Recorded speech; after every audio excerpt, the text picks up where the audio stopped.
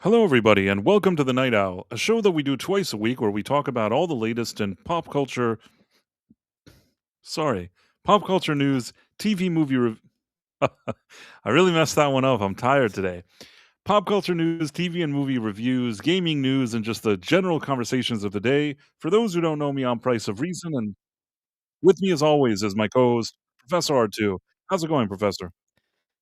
Well, it's going well. I'm glad to be here. I was excited. I had the opportunity to join in on your other live show just before this, talking about the Voyager, Star Trek Voyager pilot, and we had a good time talking about that. There, lots of different opinions from different people. I enjoyed getting to hear everybody and their different opinions on Voyager as a whole, and as well as the pilot. So that was a lot of fun. It was a good, like, combo between fan and, like, sophisticated, and, like, it felt like a classy conversation that never got personal, but people had different opinions, and I thought it was Yeah, interesting to see. yeah. Those are the And conversations I like. We can all come together and say, you know what, we're fans of this, and you know what, you might love this one. I don't love it so much, but you know what? It's okay. You can love the show. It's okay if you love the show, Nick. It's fine. right. Well, Nick always has, like, kind of a strange, outlook. Like, there will always be things that I will feel one way and he'll feel a different way, but like you said, it's nice that we're all fans of something, and maybe sometimes something will speak to us more than other things, and that's cool too. And, I can say pretty confidently that Starfleet Academy is something that most people aren't so excited about, am I right? Yeah, with most Star Trek, usually, even even when we don't love it, when you don't love Voyager, you don't love Enterprise, you don't love TNG, whatever, you can usually find something about it that you can enjoy. You can say, you know what? Yeah, that there was that one good episode. There was this one over here. I really liked that character. I enjoyed watching that character's journey. Uh, I don't know that any of that exists with with the show, Price. No. It's such a mess. Such a mess. It's such a mess. I mean, I would argue that in this episode, and I was telling this a few, earlier in the day. I was on a stream with Irwin and Badger, and I was telling them, and I think that Badger had a similar, at least, sentiment, that there are moments, especially like in an episode like episode 9, where had this been a good Star Trek show, there's a few kernels of ideas that if you had like a real writing staff and real people doing it, there was something that could have been done with it. But because of everything that happened until now and how all of this was put together, it means nothing. You know what I mean? It's even when there's like a quarter of an idea that could have been something interesting, there's just no point to it. Do you get what I'm trying to say? Yes, I do. Yeah, it does feel pointless It all in feels a lot of pointless. ways. Yeah, It's and if you have a way to pull it up so we can actually look at Yeah, it, I think. I've got it. I've got it shared for you, so Oh, we can okay, put it yeah. in Sorry, I don't know presentation why I mode. didn't see And it. Oh, I no, didn't it's put it fine. on share. That's okay. That's on me, Well, Professor. no, we want I to was the start. We one that want to was start with just holding the us two of back. us. I was We want holding to. us back, Professor. No, we want to start with just the two of us up there, and then we'll put the episode up there. So, this week's episode is titled 300th Night, which is just a stupid title. But we're here in, Starfleet Academy celebrating the end of the school year, which apparently when they end the school year, the entire school becomes a giant nightclub. As if the thing didn't already look like a nightclub to begin with, now it's like official, you know? Yeah, there's like there's like, electronica, like booming music going on all over the place, and everybody's dancing around, and they've got the stupid announcer coming in telling people to keep it in their pants. Did you like that, Price? Oh, that was so stupid. I think, isn't the announcer Stephen Colbert? It's like Yes, every it's time Stephen there's like a dumb Colbert. joke, they Yes, bring him there. Yeah. he's the digital dean of students, which is just the dumbest thing I've ever heard. He's apparently just a computer that lives in the ship and I tells them what almost to do. feel like they just added him in there as kind of like a woke a woke addition after he got, like, his show got canceled, because if you think about it, he almost, if you deleted his voice for most of the scenes that he's in, nobody's really reacting to what he's saying. Oh no, it's completely added in after the fact. It It's never like they has created the role anything to after the do. fact, really. Yeah, it's added in after the fact. It's nobody ever reacts to it. No one's listening to it. Nobody, there's nothing that's given, no real information that's given. They are literally just jokes. They're jokes that are inserted over the footage when there's something not going on. There was the joke a couple episodes about morning wood. Right. There's this ongoing, this running stupid gag that's been going on in every episode through this season where he chimes in and talks about some student, your Talaxian fur fly has gotten into a replicator or some dumb thing like that. It's all just inserted after the fact and is so dumb. You could completely remove it from the show and it would change nothing. Except that maybe there would be fewer idiotic jokes. That would be it. Yeah, I agree with you. I 100% agree. It seems like a pity. I don't know if pity thing is a good way to say it, but it's like, oh look, they fired him. We're gonna do something about it. Let's hire him for this crappy show. Yep. Sorry, just making sure uh, had the subtitles turned on. So, the ship, the Academy, which is of course now a really ugly ass looking ship, is now on its way to Beta Zed. Price, they're not going to celebrate their on the planet and send everybody home from there. They're going to go to Beta Zed because there's going to be a big celebration to launch their new seat of government, which of course we found out in what was it, the second episode, right? Where it's going to be on Beta Zed now. And so all the Starfleet's there, they're going for this big celebration. And that's going to be the end of the semester. They're going to take everybody there and then everyone goes home from there. So yes, we see more of the nightclub going on. It very interesting. It's just it was a school. Now it's a nightclub, and everyone's talking about getting in each other's pants. But that's Kurtzman Trek, right? Of course. It's the end of the semester. Our students have learned nothing. They learned about theater.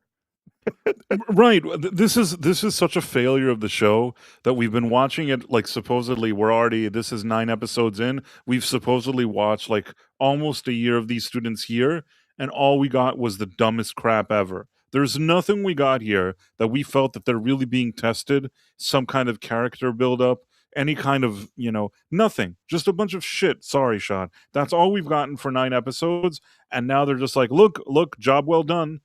We spent a whole year here. We've really learned a lot." And like you said, they didn't learn anything. We haven't seen them do one kind of training that shows that they grew or did something or anything. And this whole show, that's what it needed to be about. If it's Starfleet Academy, it should have been something where you see a group of cadets throughout these 9 episodes really grow into who they are. You know what I mean? If they were a bit like, a bit of a mess, or they kind of, their lives weren't perfect, or they didn't know where they were at, but they had a lot of potential. This was the part that we had to see all these episodes where they really grew into these kind of more mature type of soldiers or whatever you want to call it. Instead, it's like a Romanian nightclub again.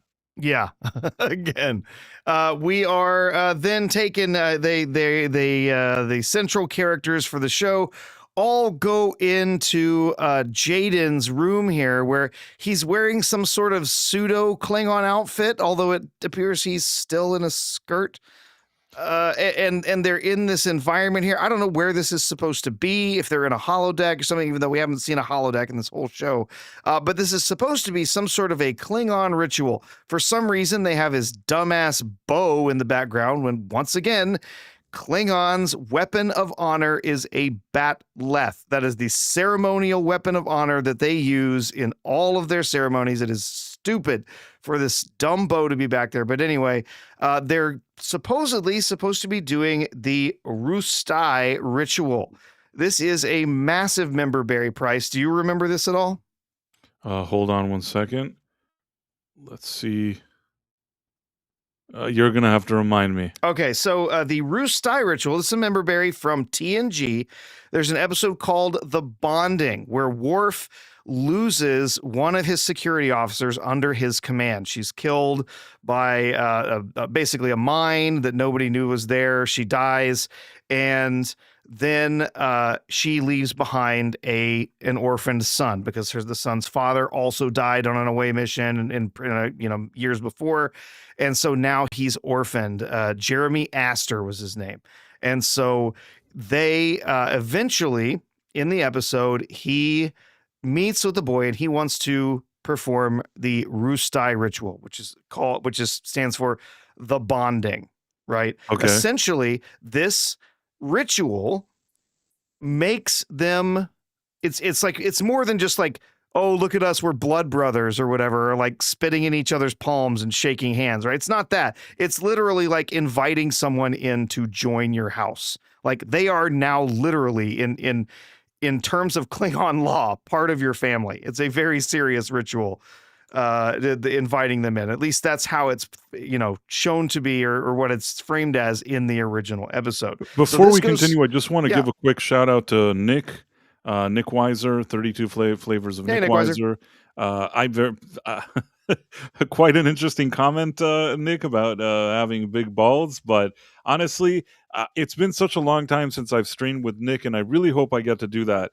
Nick is a guy that I spent a lot of time streaming with, and I've always liked Nick. And I don't know, sometimes like you're in a certain period of your life and you're doing a lot of streams and we're in a certain set of circumstances, but then people have their own schedules and a lot of things kind of happen. And I feel like I haven't streamed with Nick in a while, and I hope I get to do that soon. Just wanted to say that. Yeah. It's good to see you, Nick. We also have a super chat. Sorry, not super chat. Rumble rant over on Rumble if you want to.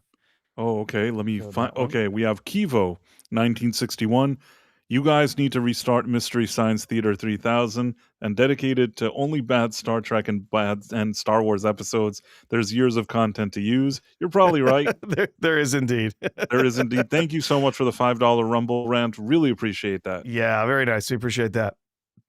So this ritual that they had in TNG, again, they're connected. Basically, like I said, it's not just sort of like, hey, we're committed to each other. It's like, literally, you are now part of my family. Legally, you're part of my house. Like, we recognize you that way. That's how it's framed in the episode. In that episode, they perform the ritual. In the end, they're wearing ritual. The two of them are both wearing ritual garments, shawls, and stuff, and in that, they light some candles and they say the words, the Susha Batlatso. They say these words together, and what they're saying, Price, he tells the boy, he says, what do the words mean? And he says, the words are to honor our mothers. So in this original ritual, there's no alcohol like they show here. There's lighting some candles, there's some ceremonial garments, and they say the words, which make no sense whatsoever here. But anyone who wrote this episode had no idea what those words were and wouldn't even bother to go look up what these words mean in Klingon. Of course, they never do. What they are saying is, Mother, I honor you. As they pass around the liquor and talk about joining his house. It's idiotic. They did not even bother to understand this. It's just literally the most basic of member berries. Oh, look, there was this thing that happened in this episode. And they don't understand what it means. They don't understand how it's supposed to be performed. They just adopt it in here and completely bastardize it for the purpose of the show. It's a mess. So... yeah, they're all getting, they're drinking alcohol apparently out of this. Oh, good God. Ugh. Sorry. They're drinking alcohol? They're drinking some kind of, alcohol. I don't know. They never mentioned blood wine. They call it something else. But they hand it around to Mir and he decides he's not going to drink it, and it makes the Klingon angry. And so he makes the fish boy drink extra.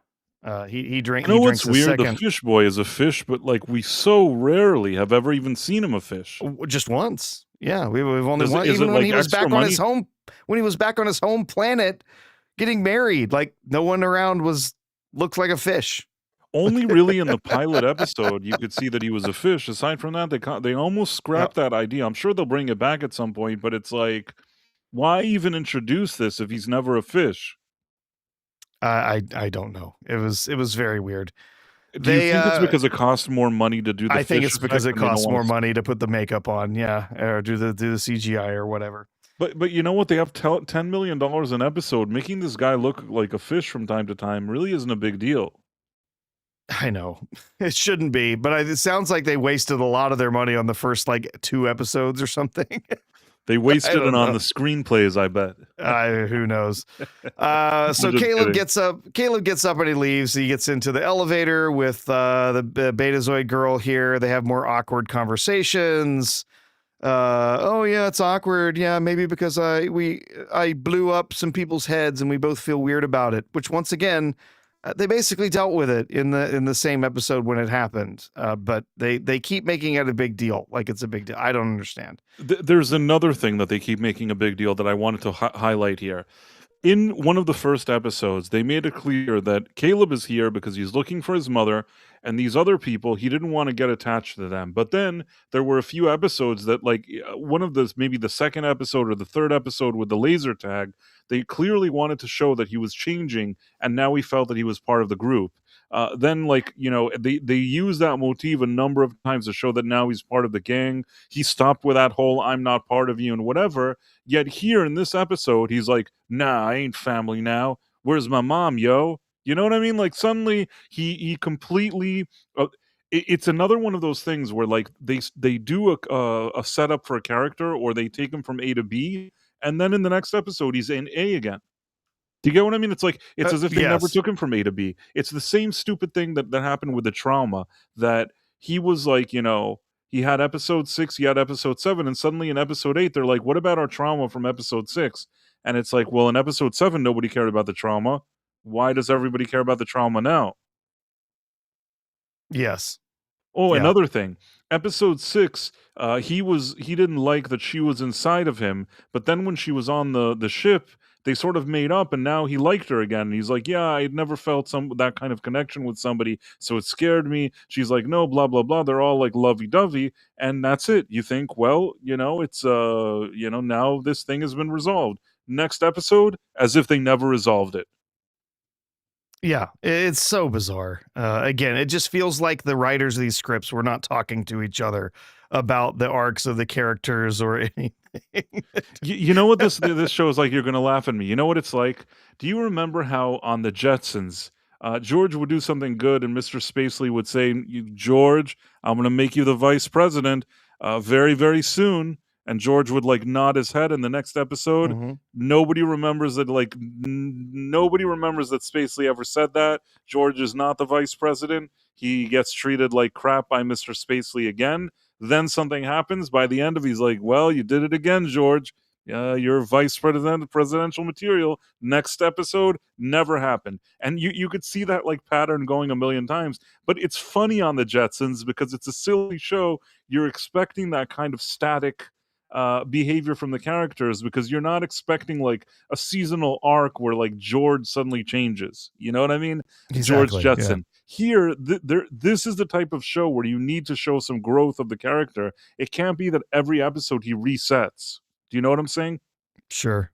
I don't know if I explained it well with the Spacely and George Jetson, but No, no, it's fine. Yeah. you understood what I was trying to say, right? Yeah, yeah. Yeah. Okay. There's no arc. The arcs don't work because they're not really, they're not functional. They're not connected. It yeah, it's, I don't know. But anyway, so let's get back to the Yep. next episode. So now we find out what happened in the episode, the fateful episode where everyone got all their trauma from that they've spent the last 3 episodes dealing with. We find out that what he stole from that space station when he was able to very easily trick a whole bunch of Starfleet people away from a very valuable space station was he stole what's called the Omega 47 particle. Apparently, a lot of it, It stole Omega 47, which again, another massive member berry. If we go back to Voyager, I know you haven't seen a lot of Voyager, so this is one you probably would not have seen. There's an episode of Star Trek Voyager where they encounter what's called the Omega particle.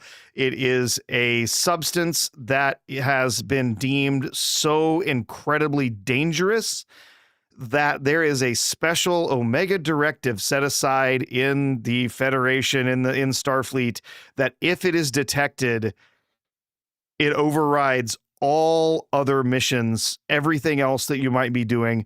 You have to go and find and destroy the Omega particle because it is so damaging.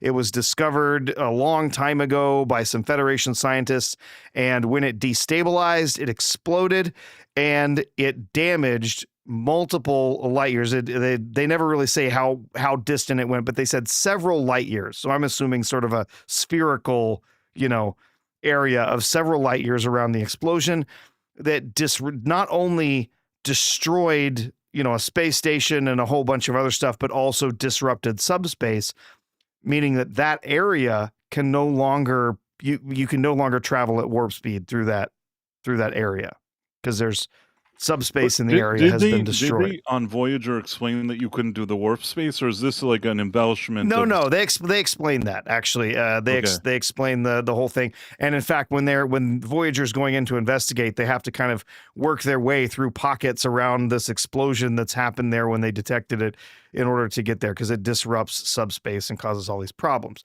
So it's actually it's an okay episode. It's an interesting episode. It's not one of their best, but I think especially later in the series when it happens that the show had been really flagging. At least I felt it was. And the Omega episode was kind of interesting, called the Omega Directive. Anyway, they say this is a synthetic a version of Omega, which as far as I could tell, Omega was always synthetic. I don't understand this idea. It's not like naturally occurring, but they say they have Omega. They have this synthetic Omega, whatever, Omega 47 that they have here, which again, like I said, another member berry. But we also know from that Voyager episode that Omega could be destroyed using conventional weapons. You could like it was dangerous when it destabilized and was allowed to explode. Was it called Omega 47 there as well, or this? It was just called Omega. It was just called Omega, right? So how did they get to 47? I don't know. 47 is actually a recurring number that happens in Star Trek. They use it a lot. So I think somebody just pulled 47 out of their hat and stuck it on there to say it's not quite Omega. It's a little bit different because technically 25% different. Because technically Starfleet's not supposed to have Omega because they have a directive against having it because it is so incredibly dangerous. Right. So they had to be like, oh, well, we'll just make it like different. It's 47. It's Omega 47. Anyway, so he's stolen this Omega 47 and he detonated some of this Omega 47 out here in this section of space or whatever to show everybody, oh, look, we have a synthetic variant of pure Omega. He blew it up out there so that he could show them that he had it and he could use it and cause these detonations. But he's combined it with time-delayed containment devices. So basically, they keep calling them mines. I suppose that is fine. But yeah, they're time-delayed explosives. He says time delayed, but then later on, they're not time delayed. They're actually like detecting people when they come near it. Like, okay, they don't really explain that. They None first of they this call made them one any thing, sense then to me, but maybe I'm not as savvy as you are. No, it's just so the Omega particle, like I said, is an established thing. And it can cause, the reason that it's banned, the reason that it's not allowed to exist, there's a directive around it, is because if it explodes, if it destabilizes and causes an explosion, it does massive damage to the area, several light years is what they say in the episode around it. And then that prevents warp travel in that area or significantly disrupts it anyway. So they're very worried about him having this and being able to detonate these and cause all sorts of damage. So they're all going to fall back. Everyone's already headed to Beta Zed, so they're all going to fall back to Beta Zed so that they can secure their area or whatever, because they don't know where New Spraka has put all of these explosives. We get silly hologram girl just blipping into a room once again, even though it's already been established that she has an emitter that is physical. So how is she just showing up in the room? We don't know. She just suddenly turns on, and she says she's talking about how she didn't. She's been thinking back to her old memories of the first version of her from before the last episode, and she's decided she didn't like herself. This annoyed me And so much, this whole yeah, conversation. This character annoys me. This whole conversation annoyed me, her popping up. Isn't there something that he also said that, like, something about him pleasuring himself? Something? Did I, like, he said something about master? I thought it was like, I thought he was, I don't remember the dialogue because I didn't rewind it. He's like, "Oh, like, sometimes I master some," like, I kind of like I master don't debater. know. I didn't catch that. There was something about him. I thought he was saying that, okay, I'm sorry, I don't know how else to say it, so sorry, Sean, in advance. I thought that he was implying, or it was like a tongue-in-cheek way of saying that she should be careful when she pops in, because sometimes he could be, jagging Yeah, off. you don't know what's might be happening in here or something like that. Yeah. Something like that, Uh, yeah, there, I don't remember the exact sentence, but my takeaway from it is that, like, she should be careful when she pops in, because who knows what he may be doing, but maybe I'm mistaken. I thought there was a sentence like that there, but I could be wrong. she talks to him about how he could, how do you, how can you just ignore, what your friends think of you or whatever? Because he just got up and left that ceremony that was supposed to be so meaningful that they were having earlier. And he basically says that not caring what others think takes practice, which is just stupid, because that's more of a personality trait than it is something that you like practice Plus, being. again, he already did that in the 3rd episode or whatever it was that they did the laser tag. Yeah. So by the end, he took the jacket and he wanted to be a part of them, and he, like, sees himself as part of the gang. And now he's like, "No, like, I hate the gang." It's like, it just annoys me, and her with whatever she's going through, she's like, "Oh, I'm trying to think what I was like," but now she has 2 sets of memories because the doctor is now her father. This is such convoluted nonsense. It doesn't make any sense. It is fucking annoying. I'm sorry, Yeah. Professor. Sorry, Sean. Well, Fucking it annoying. is. It is. It's really annoying. And then this other thing too, like you'll remember the next thing that happens here is that he is looking for messages that he's supposed to be receiving from his mother, right? That's been a plot line that's been going on since the very first, since the pilot episode, Infuriating. that he's supposed to Infuriating. be, he keeps tapping into the comms so that he Okay, can look for okay. messages from his mom. This is the part of the episode that I got the most annoyed probably from the whole episode. He's supposed to be the greatest hacker of all time. And then, like, his mom raising him, and even I remember this from episode 1. She's like, remember this word, remember it. Like, if you remember in the first episode, there's something that she's looking at star. She's like, remember the name of this star, and we'll always find each other. Nudge, nudge. And then she's like, only hologram girls, like, isn't there like a word that she once told you that maybe that would be the password? And he's like, whoa, I'm like the best hacker in the world. How did I not try the one word that she told me to remember? What happens if I plug that word in here and then suddenly all the messages appear? It's Yeah, like, yeah. what Well, and the fuck? What the yeah, fuck, and Professor? again, this is the thing that makes no sense. I do not understand how this is supposed to work. This is ridiculous. Okay, so he's been listening for messages. So how are these messages being sent? How is he intercepting them? Because typically a message that is sent needs to go to a destination. It's either that or it's literally blasted out into the universe for everyone to see, right? So Yep. he keeps talking about listening to different channels and stuff like that. So okay, so there's these messages when he finally figures out what she says. Well, isn't there something something you could use to decrypt the messages or whatever? Okay, if you're going to decrypt a message, you have to have the message first.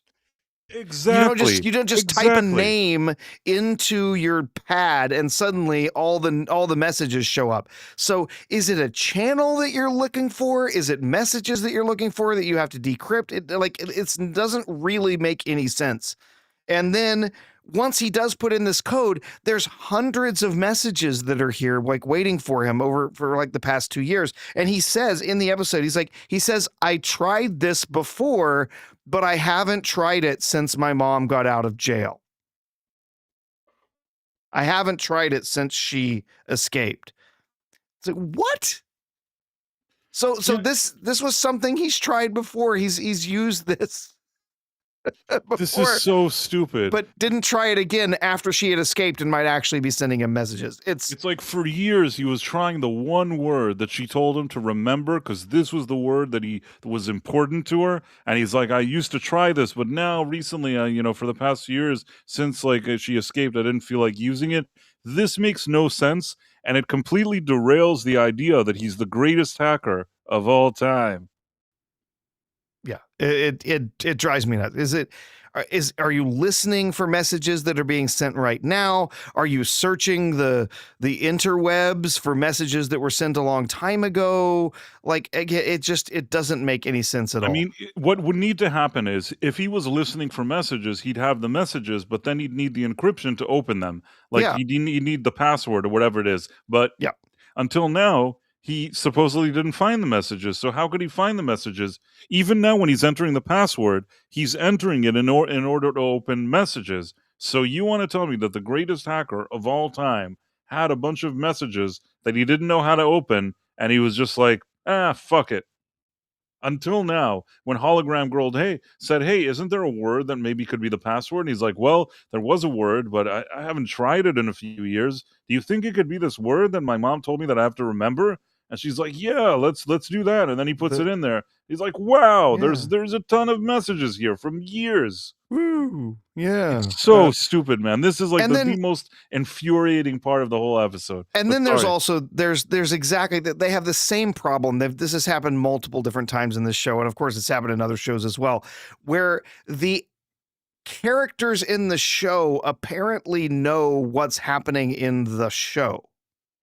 Like they know stuff they shouldn't know. Like she's sending out all of these messages. She has no way of knowing if he is locked up in jail somewhere or if he's free and living life somewhere and able to get these messages. She has no idea of knowing if he's even looking for these messages, Nope. right? No, There's she doesn't no know. way of her knowing this because Nope. she's had no contact with him. She's not had contact with anyone else to tell him he's alive, he's looking for her, whatever. There's nothing established that she would know he is out there looking for her, that he's looking for these messages to find them. She just knows that he's out there looking for them because she's read the script. And the writers know that she would send the messages because Caleb is looking for them, right? It makes no sense whatsoever. And again, like how would she even know if she's just sending these messages out into the ether because she doesn't have an address to send them to, right? She doesn't have an email address to mail them. She's not communicating with a particular person. She's just blasting these out into the Okay. computer systems all over the world. I have to say this. This is the guy that we were told the 5 minutes after he arrived at this. He was on at Starfleet Academy. 5 minutes later, he broke into their system. In addition, when it came to what's his face, there was another case that he okay. The TikTok girl wanted to break into the captain's bridge, which is like has the tightest security. 5 seconds later, they're in. So the guy that could crack the captain's bridge and the entire like Starfleet ship couldn't understand that the password that his mom told him to remember, which he tried for years, he suddenly stopped trying the only password that she ever gave him for messages that were encrypted.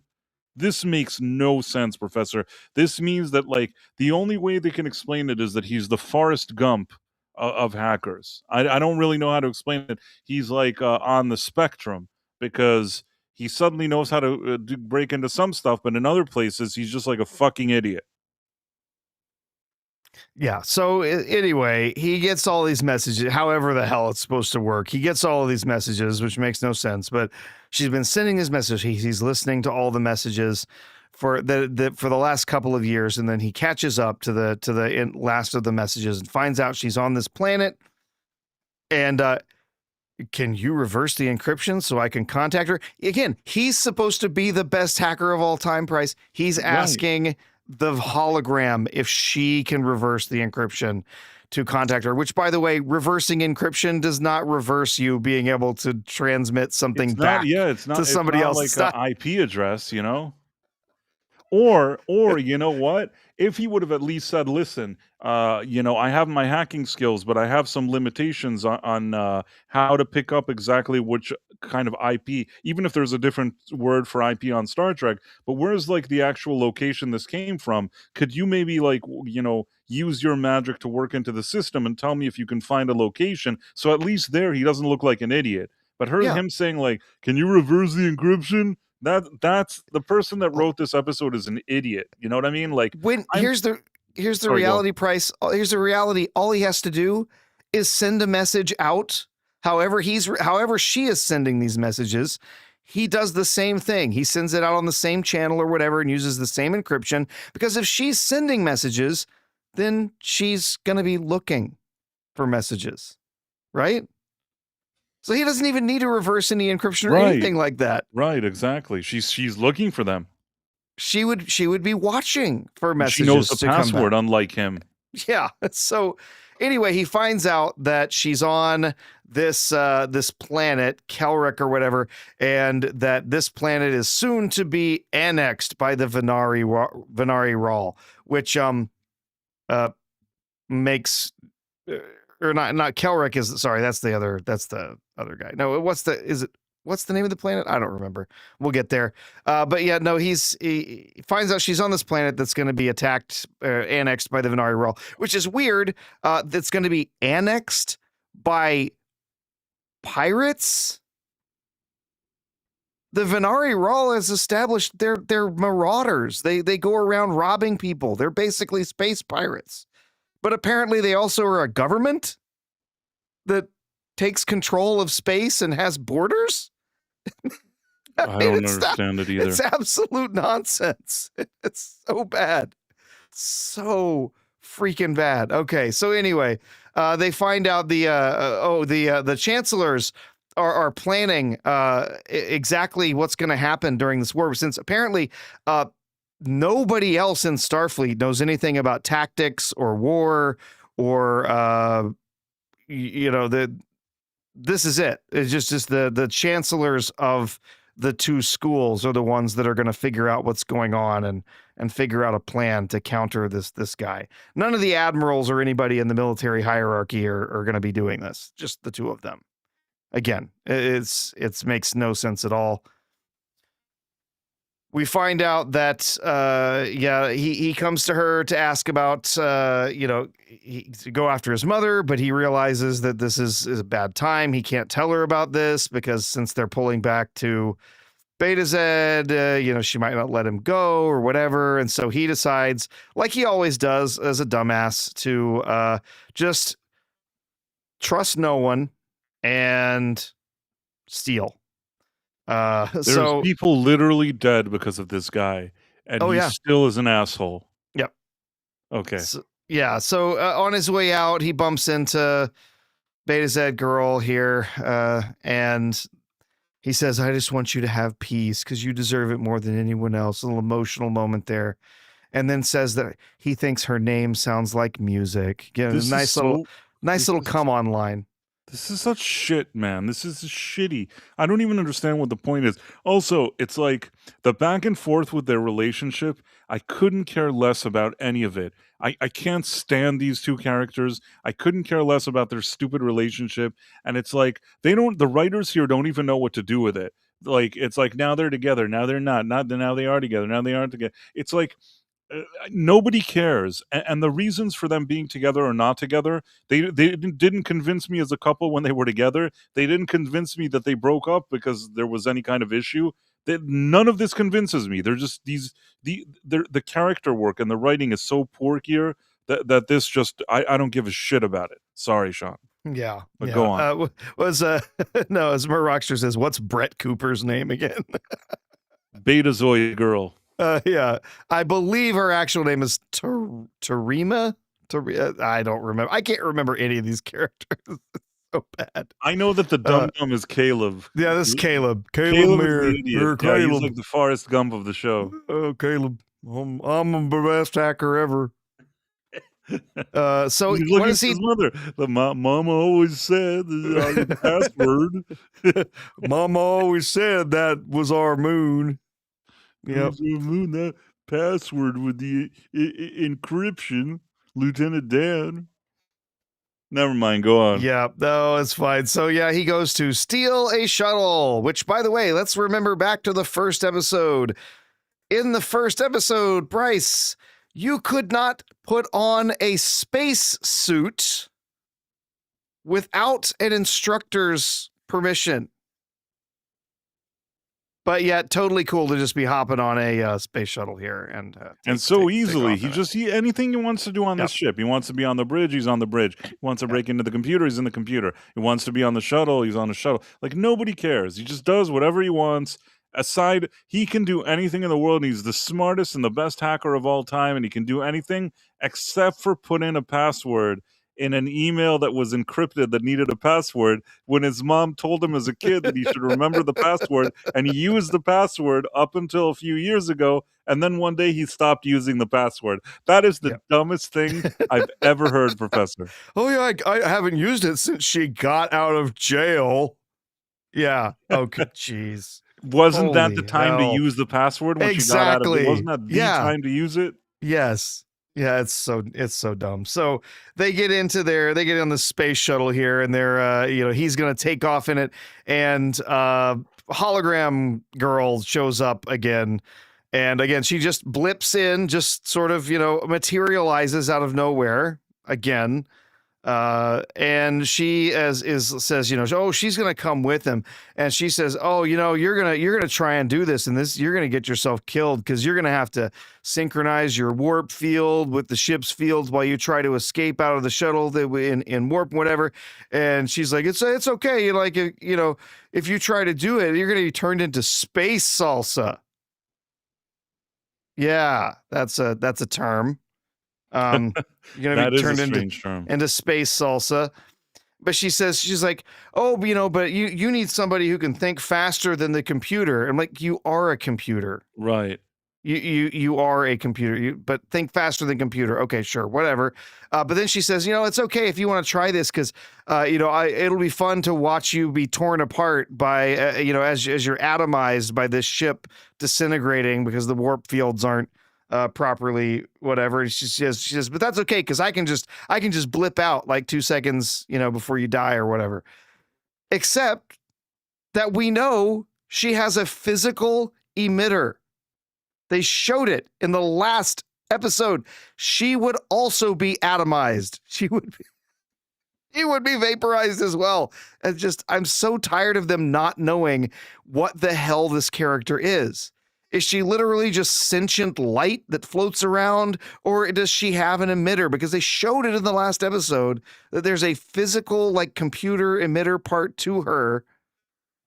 Well, initially they didn't even think about it. They never mentioned it. Then when she got shot, it seemed to affect her negatively.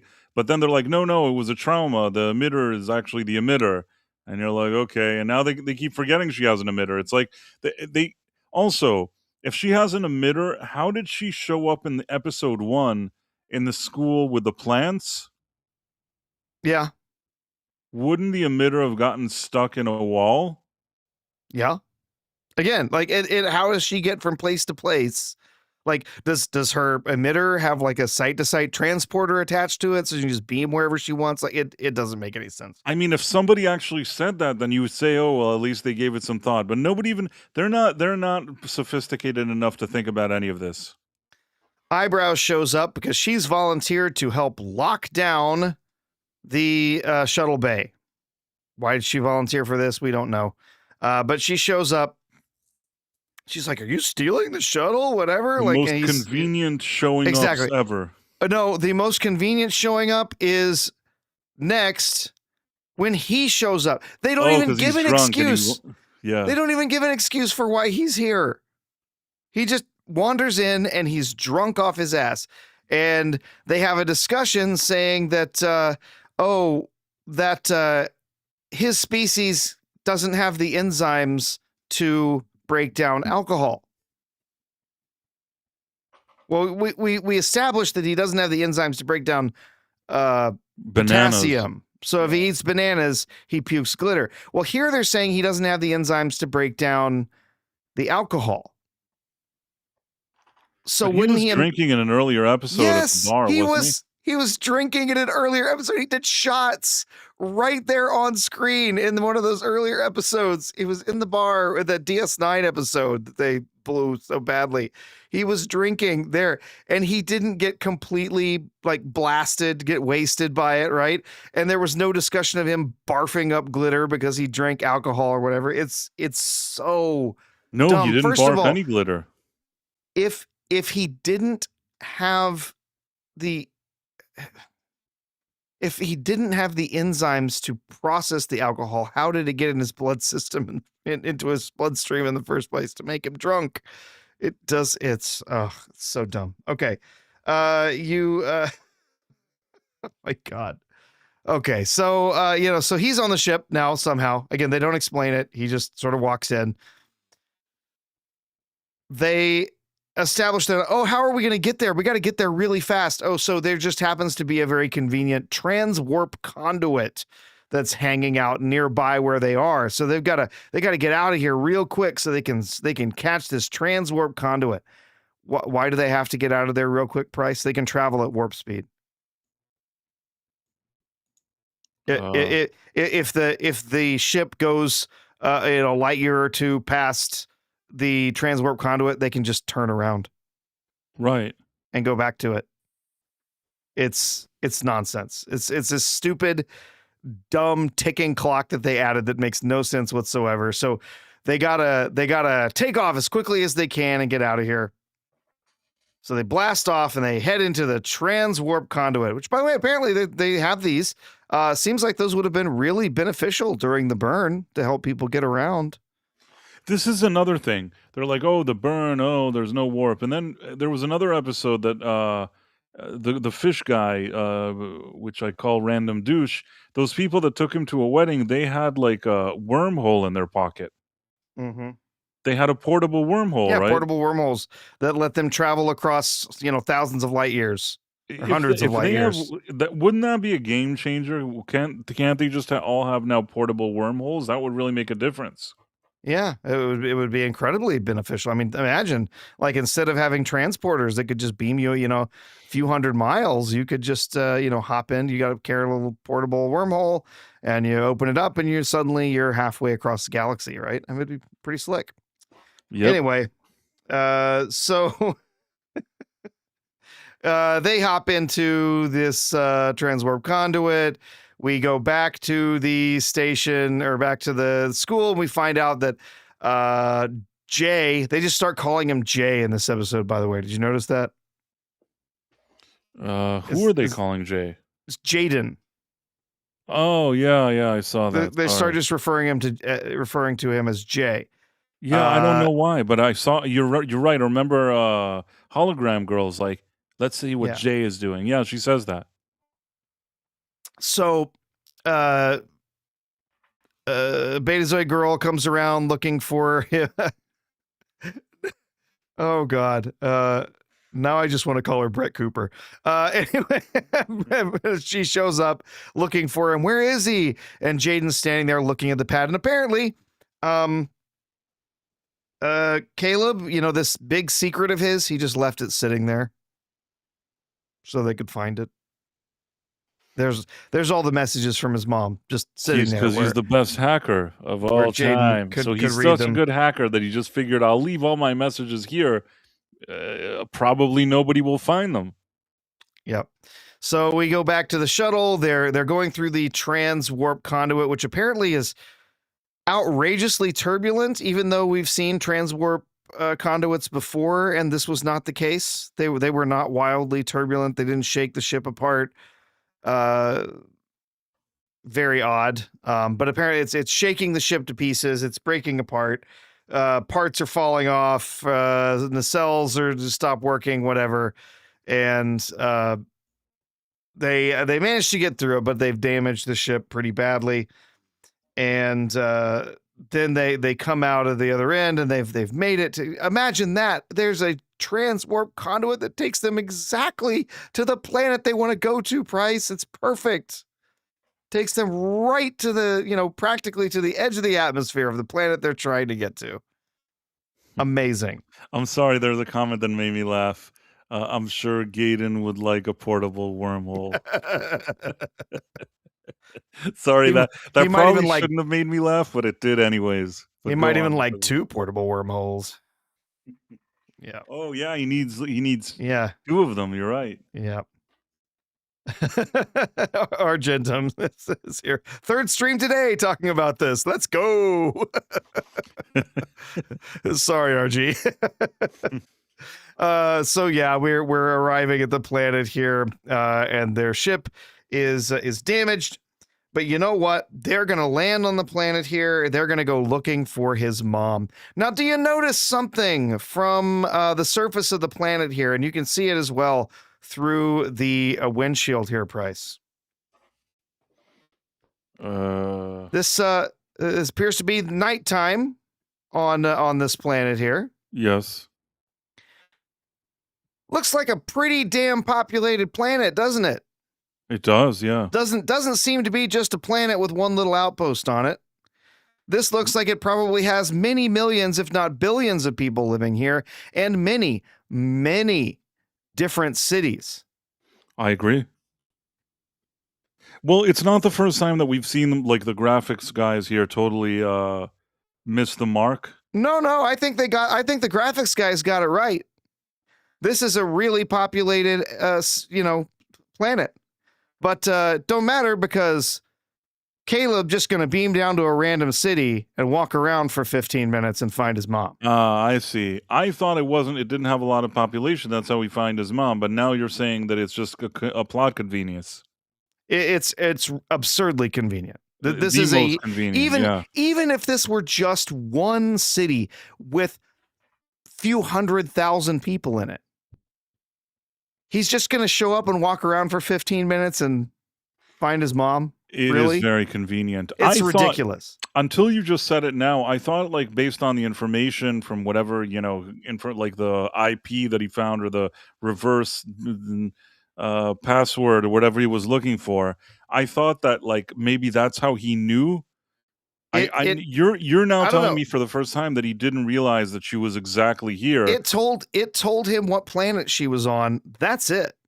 He never mentions anything about it identifying that she was in this area, or she was hiding out, in this place or whatever. Like, it just says she's on this planet. I simply, honestly, I just thought that he knew where she was, and he was specifically going to exactly where he knew that she was. But if it's what you're saying, that this thing is like heavily populated, and he just showed up, just like, thinking, hey, let's just snoop around, and he finds her after 3 seconds, that is like the biggest plot convenience ever.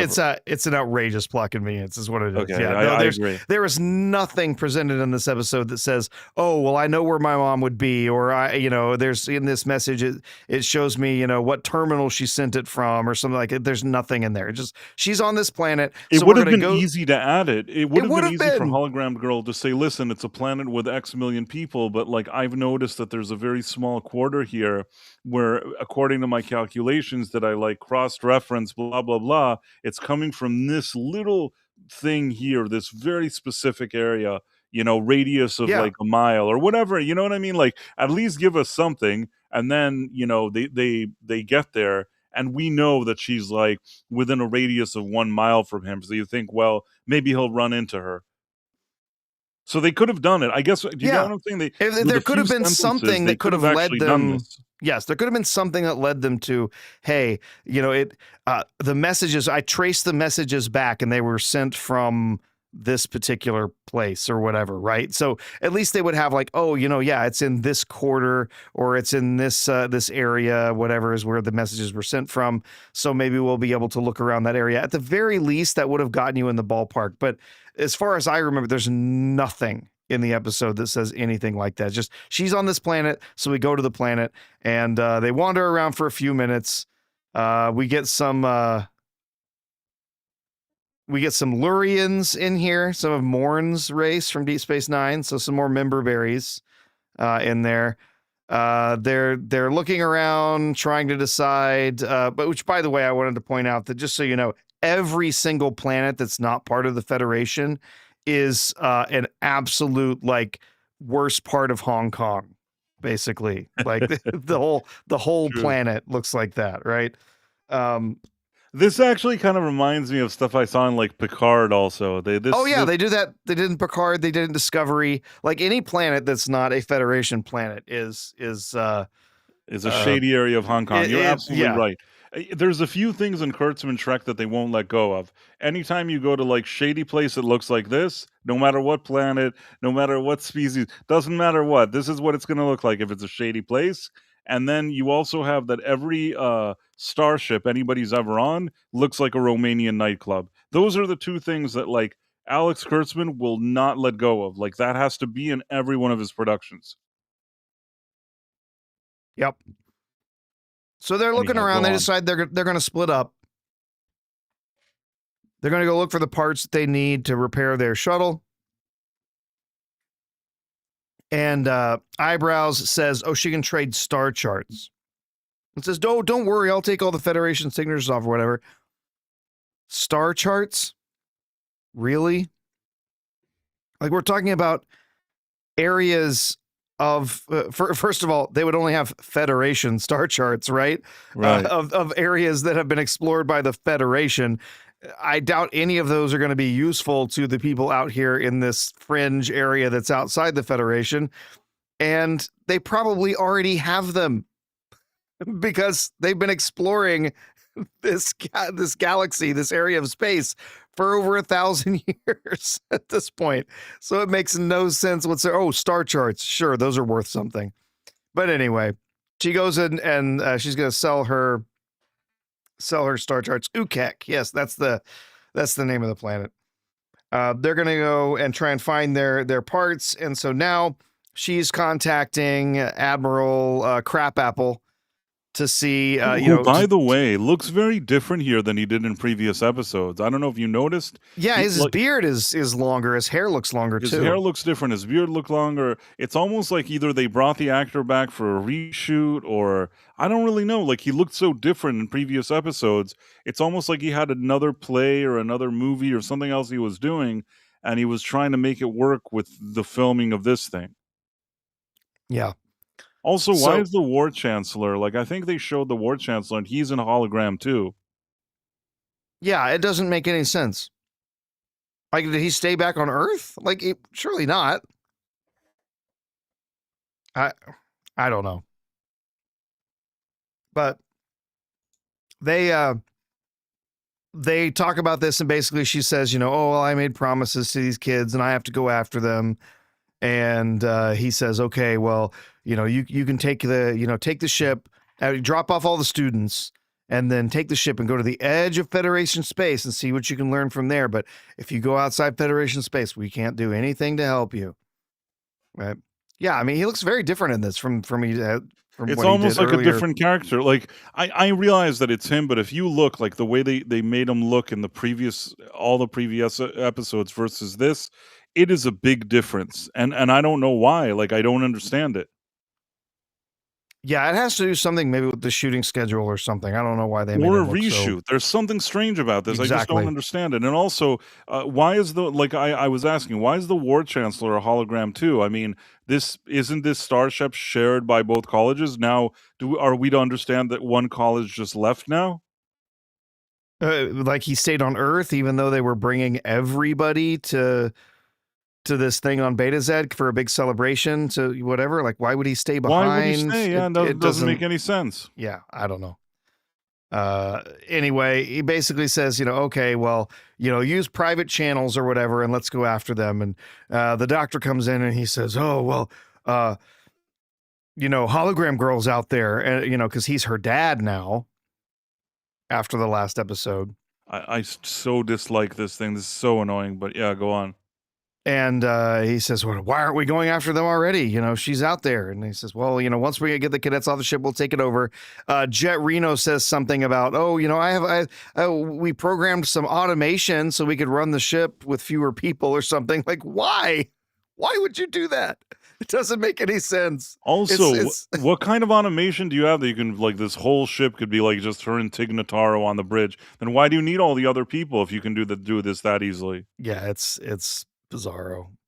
It cheapens the whole idea of like Star Trek that the ship just needs like Tig Notaro and Holly Hunter and they're good.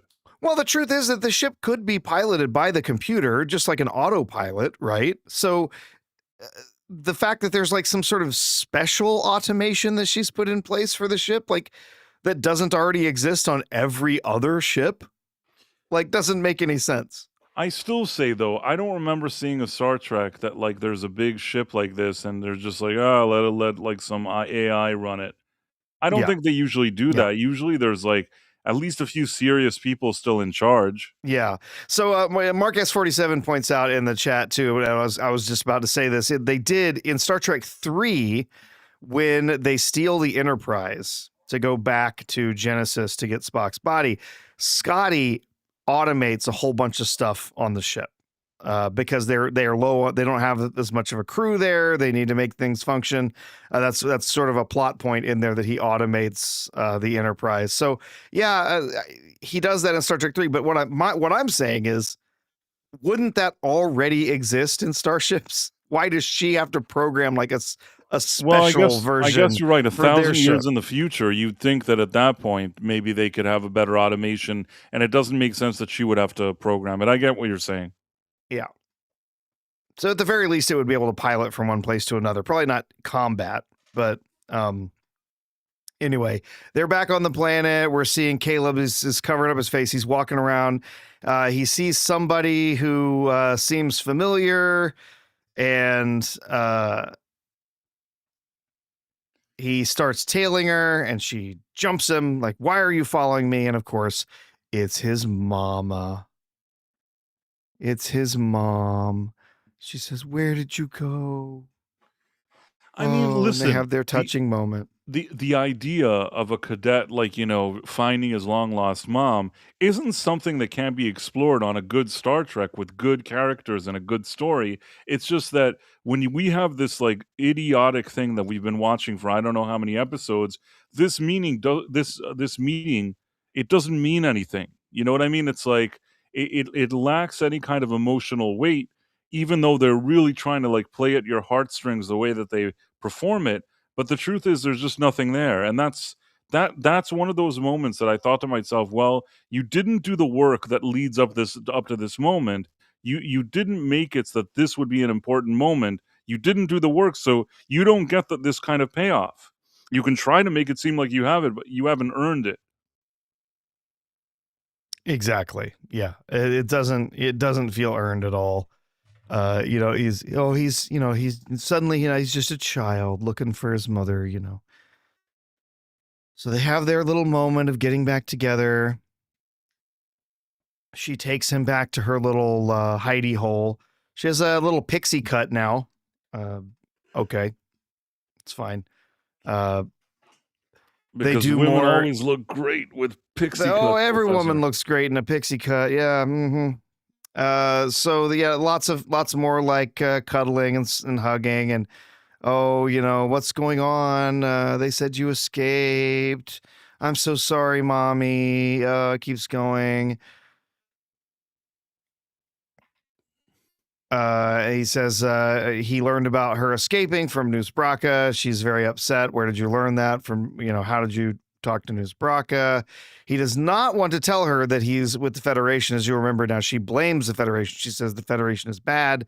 They're the ones that locked her up, and But so she thought that they took care of him, so why wouldn't she know that? But never mind. Let's not even think about no, it. she says she heard immediately that he escaped. Ah, okay. She does say that she heard that he escaped when he was like 6 years Then old. I was wrong. So Professor. how did you survive? How did you make it? And he says, yeah, I made it.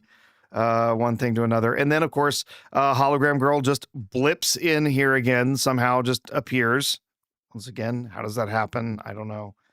But she just shows up, and that makes the mom really mad. And then she walks to the door and lets these other people, the other strangers in. And now she's really upset because she doesn't like strangers being around.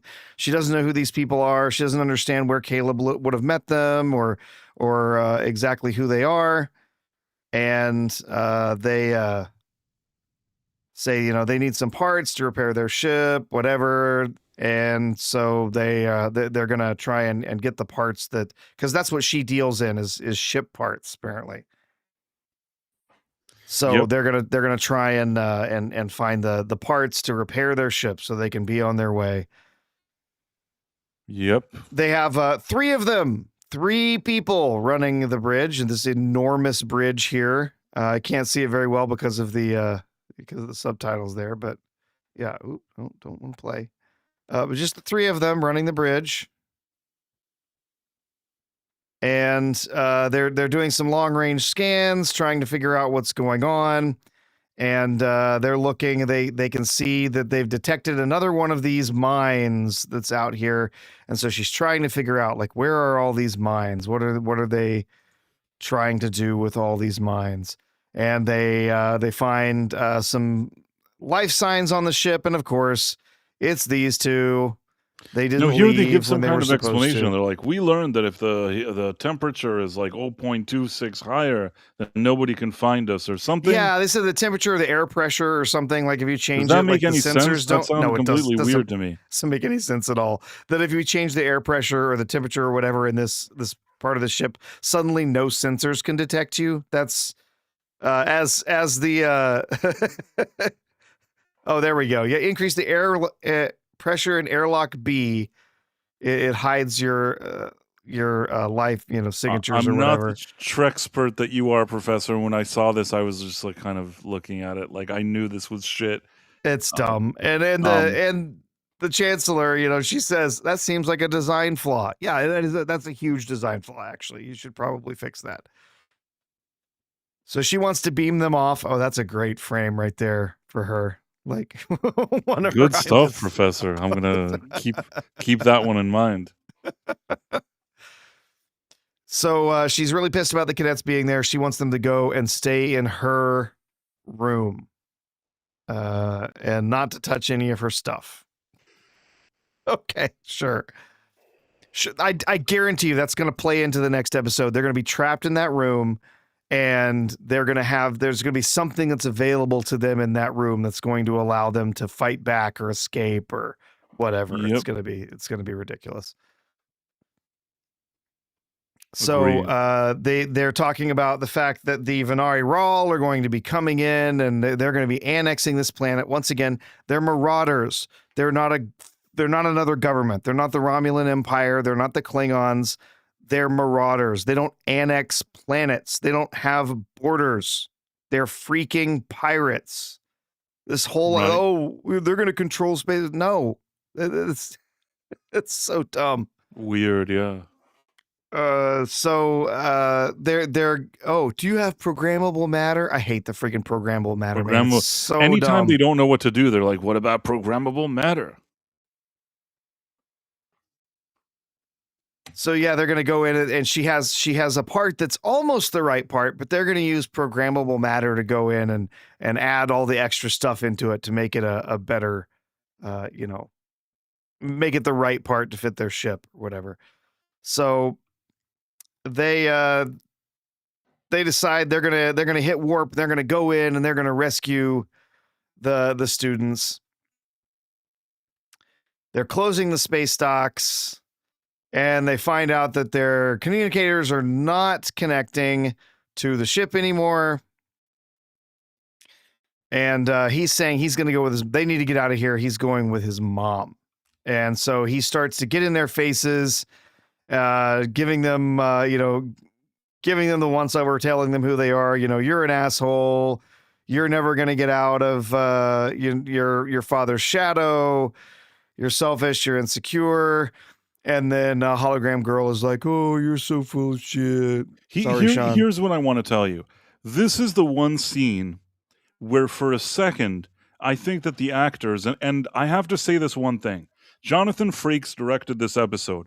I think Jonathan Frakes is not an idiot, and I think that He is not. they gave him a terrible screenplay, and I think that at moments he tried to do the best he could, which isn't a lot he can do because he can't change a shitty screenplay, and this screenplay is very shitty.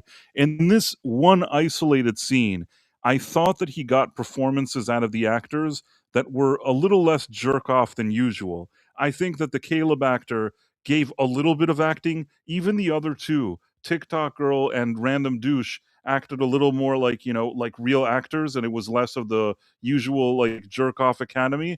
The only one that he couldn't do anything with is like hologram girl.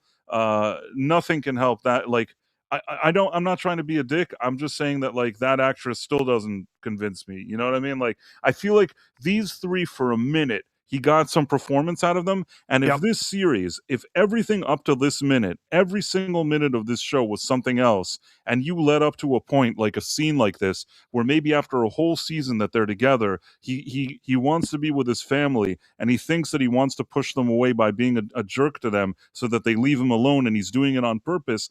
It's not the worst idea.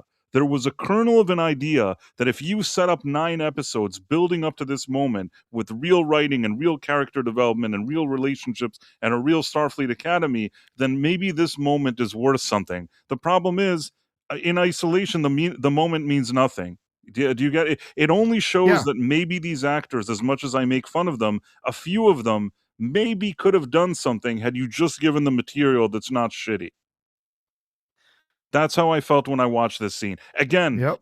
it's a shitty show, and this is a shitty episode on a shitty show. Don't misunderstand what I'm saying. I'm just saying that with Jonathan Frakes directing, there was a brief little blip of something that showed that like if this wasn't Kurtzman, if you remove Kurtzman from the show and his shitty writers, and you let real people that like Star Trek make this show, even if you tell them this is your cast, you got to use these people, you got to use the idea that it's a Starfleet Academy. There's something that could have been done here with $10 million an episode. The fact that this is what we ended up with is it's just a disgrace. But go on, sorry. No, it's fine. So they exchange barbs, telling each other, "Oh, you're an asshole. You're never gonna get out of your dad's shadow." Then eyebrows comes back at him, basically saying, "You never grew up. You're just gonna stay a messed up kid forever," which is also true. I think everything that they said is actually quite true about all of them. So anyway, they split up. They're gonna head out. They're gonna go back to their shuttle. He's gonna go with his mom, but they have the Venari Rawl have detected the Federation signatures and the attempts of their little comm badges to contact their ship, and so they're able to track them down, and they're going to basically they're going to execute them in the public square. And Caleb has a change of heart. He says, "Those kids are Federation." And he says, I can't just let them die. I have to go help them. So he has a change of heart and has to go back and try to help them. They're looking through all the bits and pieces in here, saying, "Oh, these are Federation parts. We know you're with the Federation. Tell us the truth." Whatever. Beating on them, or specifically beating on Fish Boy. Of course, it has to be a woman. Got to be a woman in charge, always. Yep. Yeah, there's always a lady. Yeah. Unless it's like Paul Giamatti, but he, Yeah. kind of annoying. So plus, like at the end, Paul Giamatti, there'll be like a woman that he reports to. The last episode, like the last scene, will be like some lady is like telling him what to do, and he's like bowing down. Well, Caleb shows up and is saying, "Oh, they don't know what they're doing. They're just parts traders. They're stupid." But then they start getting messages coming through their hidden comm badges from Chancellor saying we're on our way to help you, whatever. But she's asking because his mom does step in to help, Caleb try and distract them. But then I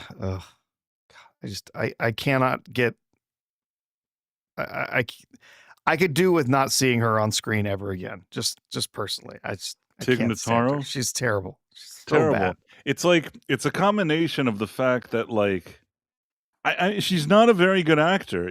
She's not a very good actress. I don't know why they keep putting her on screen every second. I don't really think. Am I wrong? I don't think she's a good actress. No, she's not.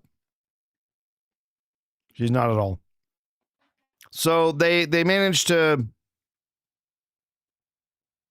try and distract them, and then they start a fight. She the mother She-Hulk, she shoots somebody. So things start going south. They have to try and get loose, but then the ship shows up, and so because there's a scattering field around the planet, and the only way they can beam them up is they have to bring the ship inside the atmosphere right up next to the planet so that they can beam them up. For some reason, there's a giant beam of light that comes down. It doesn't make any sense. They don't need that to beam them up. Are they tractor beaming people? Like, they could have been like all dark. Right? They don't need any of this. They could just beam them up. It does. Why there's this beam of light down? I don't understand. But they beam them up. They wanted the dramatic effect, and they wanted the hologram girl to say, "Now that's a flex, yo." Now that's a flex, yo. Oh. I saw that, and I'm just so like, "This awful. is awful. This is so awful." So awful. No, but couldn't they have like dimmed the lights? Actually, isn't showing all those lights actually counterproductive? Wouldn't it have It makes been them a better? target. What'd you say? It makes them a target. Right. Instead of trying to like kind of stealth mode, just take them and get away from there. They're like coming in there like hot with all the lights. Yeah. I don't get it at all. It doesn't make any sense. So they beam them up, and they head out. And they're gonna take her to medbay because she got shot in the fight. They're getting attacked by the Venari Rawl, and they're putting the tractor beams on them. And so she decides, well, the tractor beams are all connecting to the outside of the ship. Remember, there's like multiple different parts to the ship, right? So it's like they're holding the tractor beam on the outside parts of the ship, and they're like, "What? You want to get rid of the atrium? You're gonna whatever?" But she says, "Yes, cut the saucer." And so we're gonna detach the ship from all of the other bits and pieces here, just floating around. Again, why? I mean, Why? I feel like, we recently watched the pilot for The Next Generation, and I think they did a disconnection there. But when they did it, it actually made sense, and this is kind of shitty. Yeah. Well, and again, we got all these parts that are just like floating around disconnected from each other. Like if you like remove the command and control, like remove the power from this, don't all these parts just slowly like crash into each other or float away? Like it doesn't.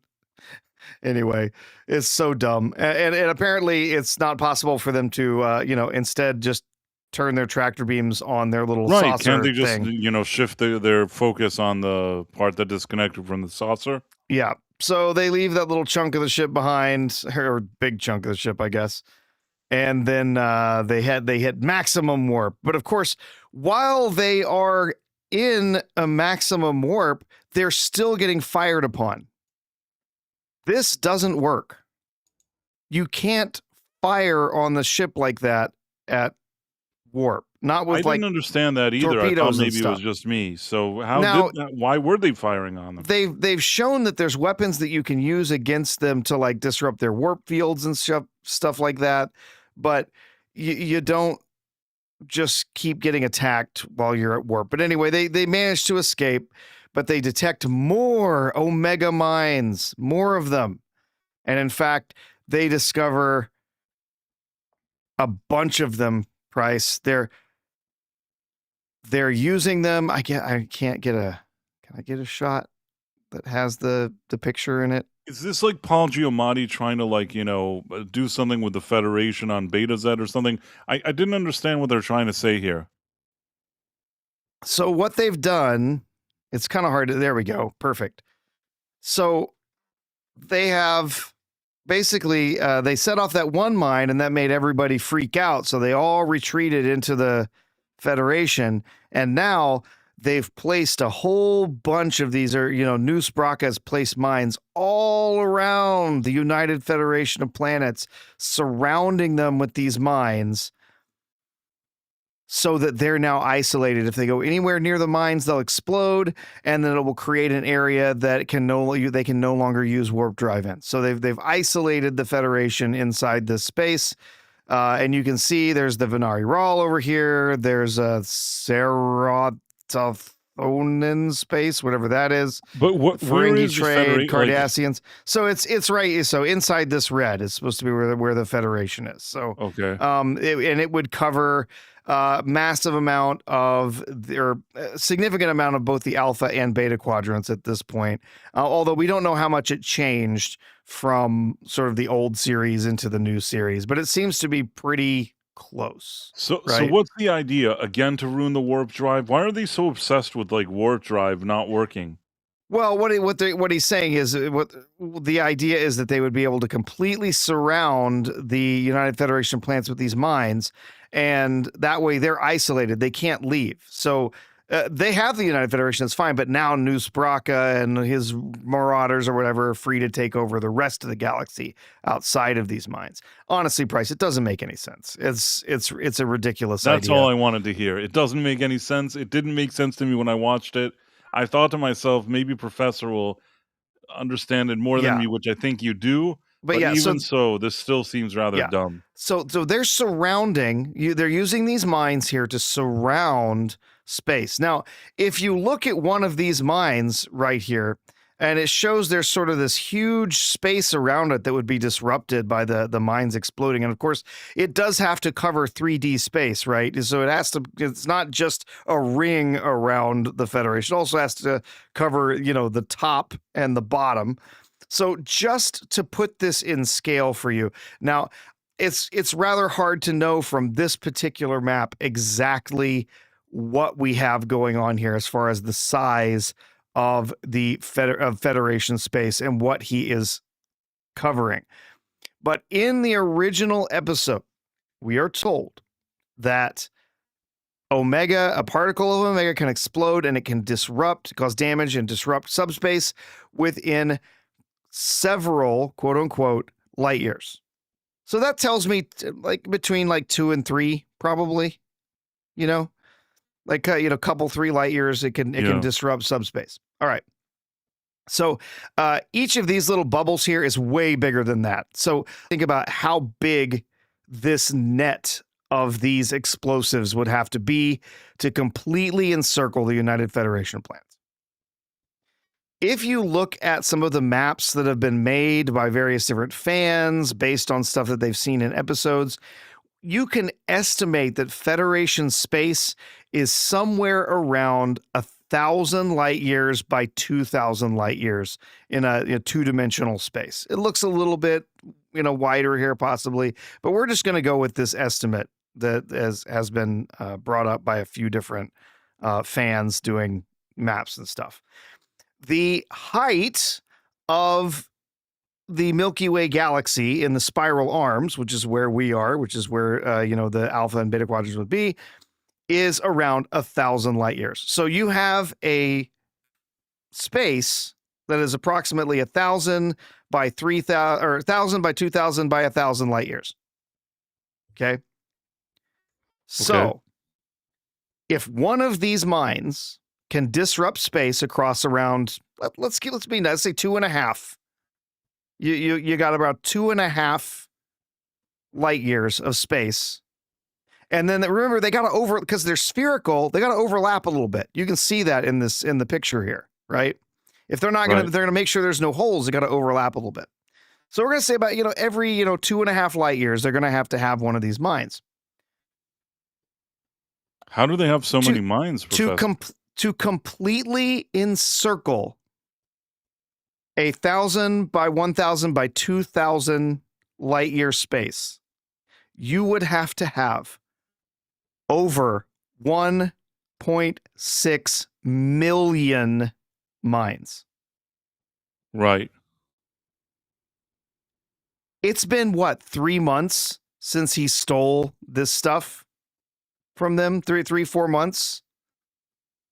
Somehow he's manufactured millions of mines that he has now also somehow traveled over vast portions of Starfleet space, dropping these mines without ever being noticed, without everything, and manufacturing all these things, placing all these things in just a few months' time, millions of them. This makes no sense whatsoever. This is basically impossible. Also, did that space station have millions of particles of this stuff? Because he's not able to Right, manufacture exactly. the Omega 47. I mean, if he stole a little bit of it, yeah, I mean, just this amount, like, he got all of that from that station? Yeah. Even if it's just one particle, like how much did they have? They had enough. Okay, let me to ask make- you a different question. Whatever base had this particle, they must know that there's a real threat that somebody can come and try to, like, take it.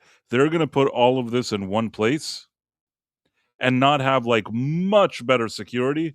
Oh yeah, exactly. But basically the most destructive substance in all of Federation history, everything that they have ever seen. Like, again, in the Voyager episode, it is so destructive. It is so deadly and so dangerous that when it's detected by the ship shuts down, and there's a captain's eyes only directive that they have to go look at, because it's so dangerous that they have to go and immediately deal with it. Like, yeah, there's just a space station here 1,000 years from now, completely ignoring this directive and storing, millions of these particles in galaxy destroying particles, subspace destroying particles, just keeping them around on a space station. And they don't have that guarded 24/7 by some of the most dangerous weapons that they have available. They just let pirates walk in and take it. Like, it's so dumb. So yes, anyway, yes, she's realized, oh, they've put us in a box. They've locked us in. Regardless of the fact that there's thousands upon thousands of planets inside that space, it's not as if they're going to be hurting at all, except that they're outside that bubble and they can't get back. She realizes their Federation. She's upset, and she sees her because she's the one, remember, that put her Arrested in, yeah. put her in jail. But they go into this nebula to hide, and the nebula's right on the edge of this this gigantic field that has these explosive things in it. Does the Federation see these mines, or only Holly Hunter can see them? Well, she sent a message back telling them that they're there, but they don't know. Right? We don't know yet if they. We don't know if they got know the anything message about it. But yeah, they're here. So apparently, this is supposed to be like there's some sort of sensor net or something that's been created by them that makes these little hexagon lights in the sky. Okay. So it's like a bunch of bullshit to me, Professor. I'm not gonna lie to you. Also, why are there like 7 planets we can see all within this one shot? It's like it's a problem with J.J. Abrams, and apparently Kurtzman has the same issue. He thinks that interstellar space means nothing because you can you can magically see stuff happening in other star systems. Just like looking out, just look out into the sky and you'll see something happening in another star system light years away. All of these planets are like right next to each other, just hovering out here in space with this nebula over here in the corner. Like, again, it just makes no logical sense at all. But I know that's nitpicking, but it's also just stupid. It's so dumb. So yes, they're trying to reach out. They're trying to connect with Starfleet, but they don't know if they're getting through. So, here's they're zooming way out, and we can see. Here's this giant net of all of these explosive thingies that they've set up. That's trapping the Federation inside. Regardless of the fact that once again, that would be. Oh God, no! Don't show that.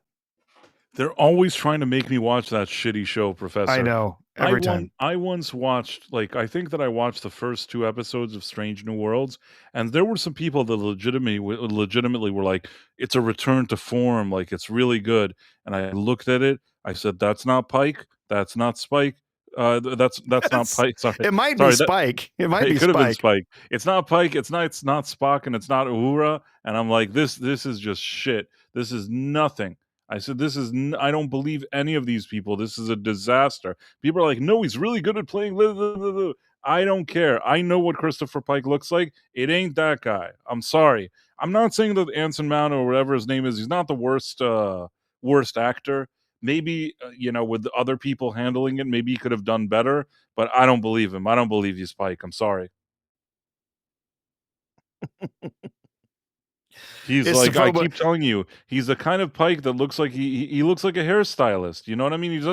He doesn't convince me that he's that other Pike. Yeah. Istophobos was stretching out some of my math there on top of saying it would be, like 1.6 million minds.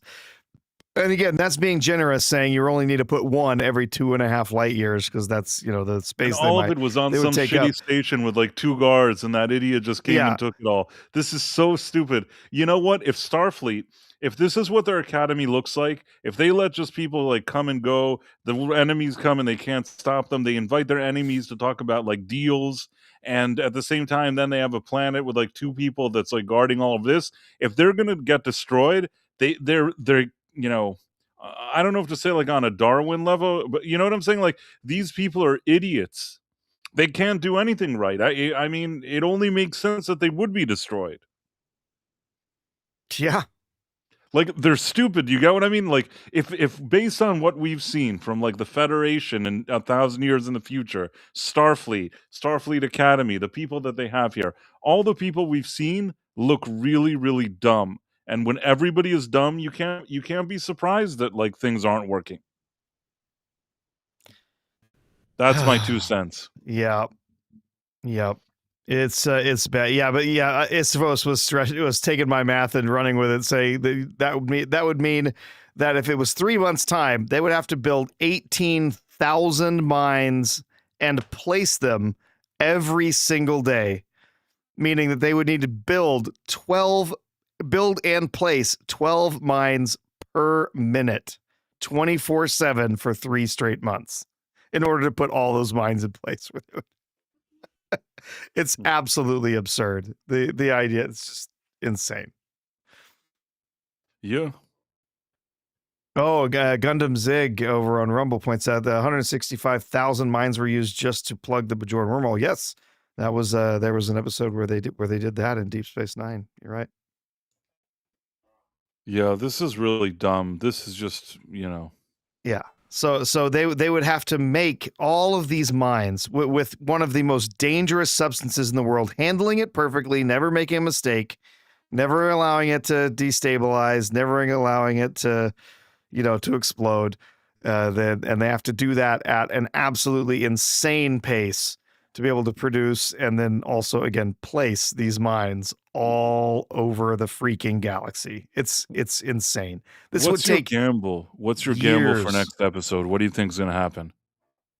Oh, they're going to find some, BS way to get through it. I'm guessing that Probably Caleb's mom is going to have an idea for how they can get through it because she's not Federation, so she thinks differently or something. They're going to have a way that get through. And again, I'm still betting my money on Caleb joining up with Noose Bracca at the end of the season and betraying I Starfleet. thought that, At but the least it's thing going to look like he betrays Starfleet, but in reality, we're going to come back in the next season. You're going to find out he was really deep cover working for the Federation to I'm not take out saying Noose you're Bracca. wrong. I'm not saying it's funny, at the end, it'll be exactly what you said, but, I'm still wondering what Paul Giamatti's surprise was, because he told Holly Hunter, he's like, "I still got one surprise up my sleeve that you're gonna find out in the season finale," and then he disappears. Well, you don't think that was these mines? I don't know. Maybe the mines, you're right, yeah, okay. That I'm That's going to surprise, I trap guess. you all inside the Federation. I'm going to trap you all in Federation space. I mean, I guess it's a surprise, I don't know, I thought it had to do with what you were saying with Caleb, that, like, somehow it'll be have something to do with him, but you could be right, it could be this, this, Who mind knows? bombing thing. Yeah. Omega Who mines, knows? whatever they are. It's pretty ridiculous. Pretty It's ridiculous. awful, it's awful. I feel like we've lost brain cells just, discussing this. And this, mind you, was one of the quote unquote "best episodes" of the season. It's terrible. The whole season is terrible, and this is terrible as well. They're all terrible and practically unwatchable.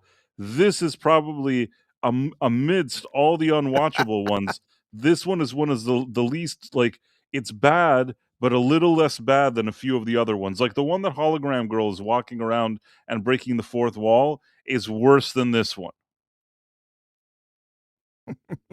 I'm trying to give a Yeah. compliment, that's the Oh only yeah, thing I yeah. can say. No, this is not the worst episode they made. I think you're right. I think that Frakes brought a lot of his experience in making Star Trek to this. He's very much an actor's director. He loves his actors. He wants to get good performances out of them. He also likes to move quick. He doesn't like to overthink it and take like 5 or 6 different takes every time, right? He likes to trust the actors to give the performance that he needs from them. But yeah, I think he did what he could with this episode. The plot overall is not nearly as dumb as some of the previous episodes, although believe me, there's a lot of things wrong with this episode, Oh, but there it is not nearly the disaster. there's a ton of issues, but I will still say that my takeaway is that, let's put it this way. Uh, I wouldn't probably cast any of these people to do anything in any show. But if, like you told me now, we did the casting for this show, and whatever the cast you see here is the cast of the show, and somebody would have said, "Listen, we're willing to let you take over creatively and do everything. You have to fire all the actors except for 3." I would possibly, and let's say, I don't know, maybe Robert Picardo is not even in this because I don't think he legitimately has anything to do here. I would probably, if I had to keep them, maybe I'd keep, like, Caleb, Random Douche, and TikTok Girl, get rid of all the other actors. Maybe there's, like, with a good director, good well-written thing, and, like, a concept for a show that's not juvenile and stupid, maybe those actors, if nothing else, would have been, like, serviceable enough. That's what I learned from that minute that Jonathan Frakes was directing them in that scene, but it doesn't really mean anything because they're terrible in the rest of the series. Like, I guess maybe they're not very experienced, and having a director that knows what he needs to do is worth something, but it doesn't mean that they're any good. Do you get what I'm trying to say? Like, they're terrible on this show. I Absolutely. just thought that for a They're awful. second, maybe in the hands of a better director, you could have at least gotten half a decent performance out of them. Mhm. Yeah. Hey, not the worst episode we've seen, but it's still awful. I mean, this is still by far the worst Star Trek they've made. And It I really didn't think it could get any worse after Section 31, which was an absolute abomination. And This is the worst this, Star Trek, like, okay, it's the worst Star Trek series or anything in the modern day Trek, Kurtzman, whatever, it's the worst. Worse than anything J.J. Abrams did, worse than anything Kurtzman did himself. It's the worst. But also, if you zoom out and think like some of the worst shows ever made, especially like high budget ones, has to be like also in the top there. So it gets a oh, lot yeah. of awards for like sucking, for being the worst. It's definitely in a lot of conversations. And amidst all of that, this episode, like, yeah, if all those episodes were like basically a 0, this one is like a, 1 point out of 100 Mhm. or something along It's those lines. You know what I'm trying to say? it's miserable. Yeah, it's awful. Yep. Like, I want to be objective and say that there was worst episodes than this, but it's still very bad. Mhm. Pretty awful. Anyhow, I guess that was our conversation about Star Trek. That's Exhausting. in the YouTube chat, Star Wars complained, says, yes, this is worse than Section 31 and 6 times longer. Yes, Section 31 was also you're very right. bad. It was It also very, was, very bad. oh, honestly, Section 31 was bad, but I could almost sit back and laugh at it because it was so just hackneyed and dumb. It was awful. Don't get me wrong, but uh, in some ways, you could sit there and kind of have some fun with it because it was so Yeah, I think I know what you ridiculous. mean. I had a few chuckles while watching Section 31. It was a disaster, but like you said, it's like a train wreck that you kind of there's a little bit of a guilty pleasure watching what a train wreck it is. Yeah, yeah, In this one, this show has lost the train wreck effect. Like you just look at it and you know you're watching garbage. Like, there's nothing. You're past that point. You know what I mean? absolutely, yeah. So there's so much that is wrong with this show. There's so much that's wrong with the plots they've tried to get, or the characters they've tried to make. At this last episode, this most recent episode, there's so much wrong with like the big thing that happens at the end. Oh, they're trapped inside, whatever. What about wormholes? What about remember we've got some dudes with little wormhole projectors walking around on the fish planet. They can just Right. open up wormholes, and so they don't have to warp through the area. They can Nope. just open up their little wormholes and go wherever the hell they want. We have other things like what do transwarp conduits? Are those going to disrupt your little special space mines that you have around us? What about other are there other wormholes or other means of travel that they could use to get around these things? Like it all just seems so silly. Like they just there's going to be some terrible hackneyed explanation of, oh, we're going to do this thing, and if we take these particles and we take this thing over here and we put it together with this thing that I know how to do, we're magically going to be able to start disabling the mines so that we can get through and we can tell the Federation how to fight back against New Spraka and whatever. Like it's going to be just dumb. He's going to remember a special password that his grandmother taught him when he was young that's going to let him hack the mines and make them chase New Spraka around or something. I don't know. It's going to be Probably, yeah. ridiculous. Oh, Ridiculous. well. What else did we have on our docket? What else did we have to talk about, Price? Was it Let's see. lanterns or Trump? I don't remember now. Well, there was Trump. There's the stuff with DHS secretary with Kristi Noem that happened today. What do you think happened there? Obviously, he's trying to make it seem like everything is cool. She's transferred from here to there, but you kind of feel like she was given a role, but then that role was taken away from her, no? Yeah, I think that. Well, honestly, I think she was kind of an albatross around Trump's neck. While I think that for the most part he was happy with what she had been doing, at the same time, she had really done a lot to make Trump's life harder, right? She was very reactionary when everything was happening, with ICE, and there were those two people that were killed, saying stuff like immediately turning around and calling them domestic terrorists, instead of having a cooler head and saying, hey, we're investigating this, we're going to find out what's going on, whatever. Noam was saying a lot of really inflammatory things, which again, I just don't think that helped. When she was in front of the one of the committees in front of Congress, she was really inflammatory the way that she was approaching them. So I think it just got to a point where she's more of a liability for Trump than an asset. I really think that's what it was. She is being given another job. She's being shifted over to being what? I don't even remember. She's gonna head some initiative, some strategy thing. I don't remember, but Not sure. yeah, she's no longer going to be the head of DHS, and Trump is bringing in Markwayne Mullin, who is a senator from Oklahoma, who's been nominated to serve as the head of Homeland Security. So, yeah, well, I mean, what do you think, Bryce? What does it seem like you think is going on there?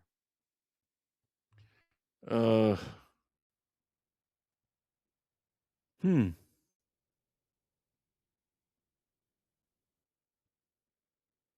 Like, what do you think? What do you think about like what Noam and why Trump would have done what he did, or I mean, anything? I think that especially out of the two, let's say the lady in the SUV was an easier sell to explain what happened there.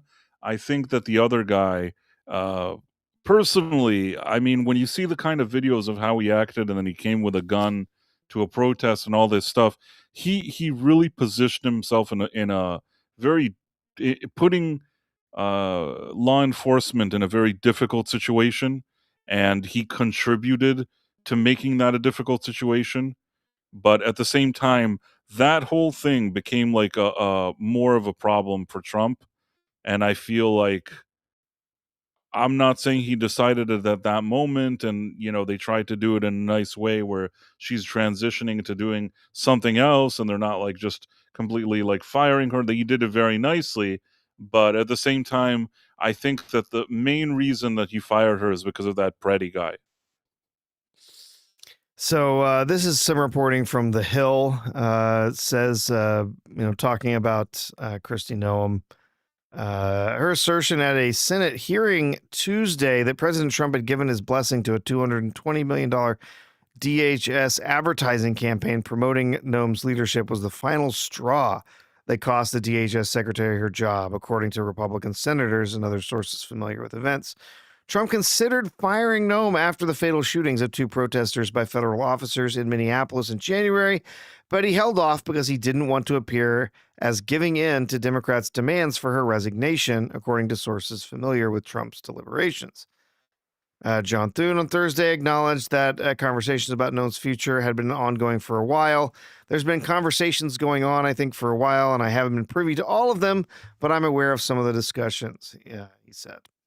One GOP senator who requested anonymity said that Noem's claim that Trump personally approved the controversial ads was the last straw because it had the effect of dragging the president into a potential scandal.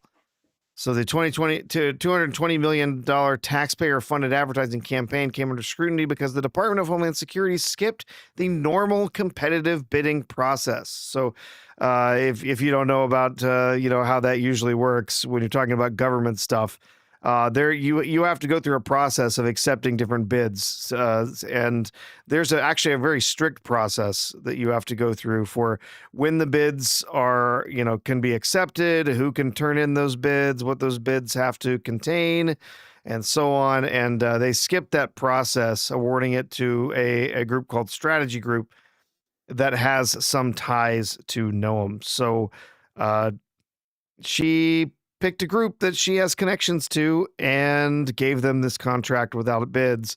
that looks really bad. I mean, that's just corruption is what it That does is. look bad. I wasn't Yeah. even really aware of all this stuff that you just said. I just thought to myself that because of those 2 shootings, if it was just one, the lady with SUV, I think that maybe it wouldn't have been as much of a, problem. However you feel about that, I think that he could have sold it as a one-off or a problem, and she hit the guy with the SUV, but in the other case, it was more complicated, and I think she also came and started making, like, quick declarations once it happened, and I really feel it's the second shooting.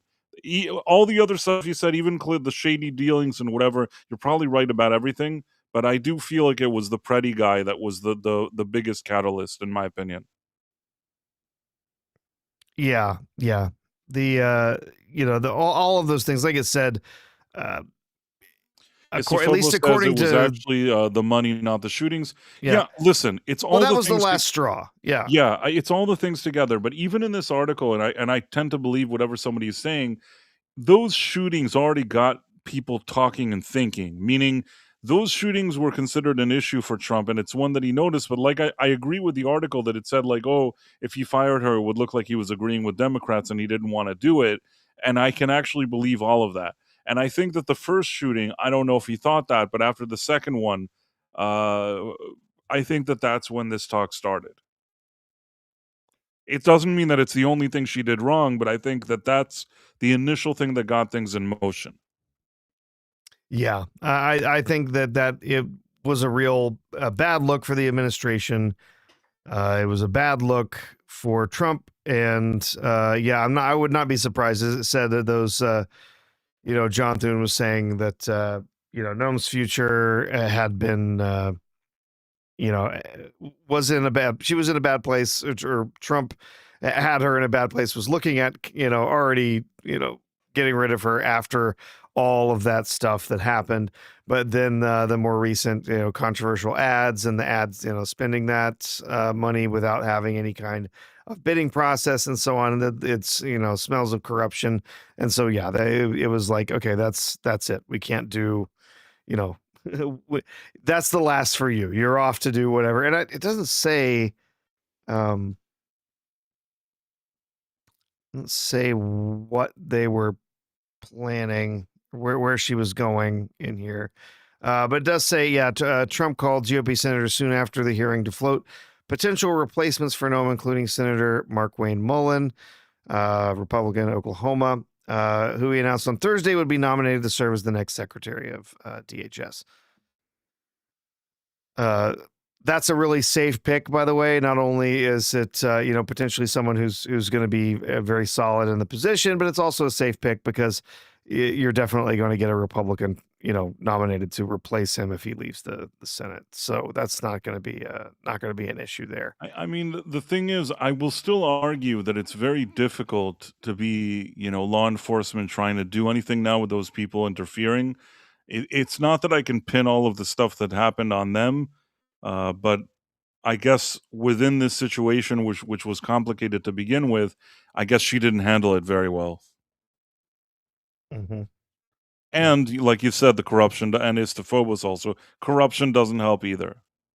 Yeah. Yeah. And that definitely, because that's, again, there's some pretty strict processes for how that is handled in the federal government, and a lot of government institutions. I've actually been part of that process before, in state government anyway.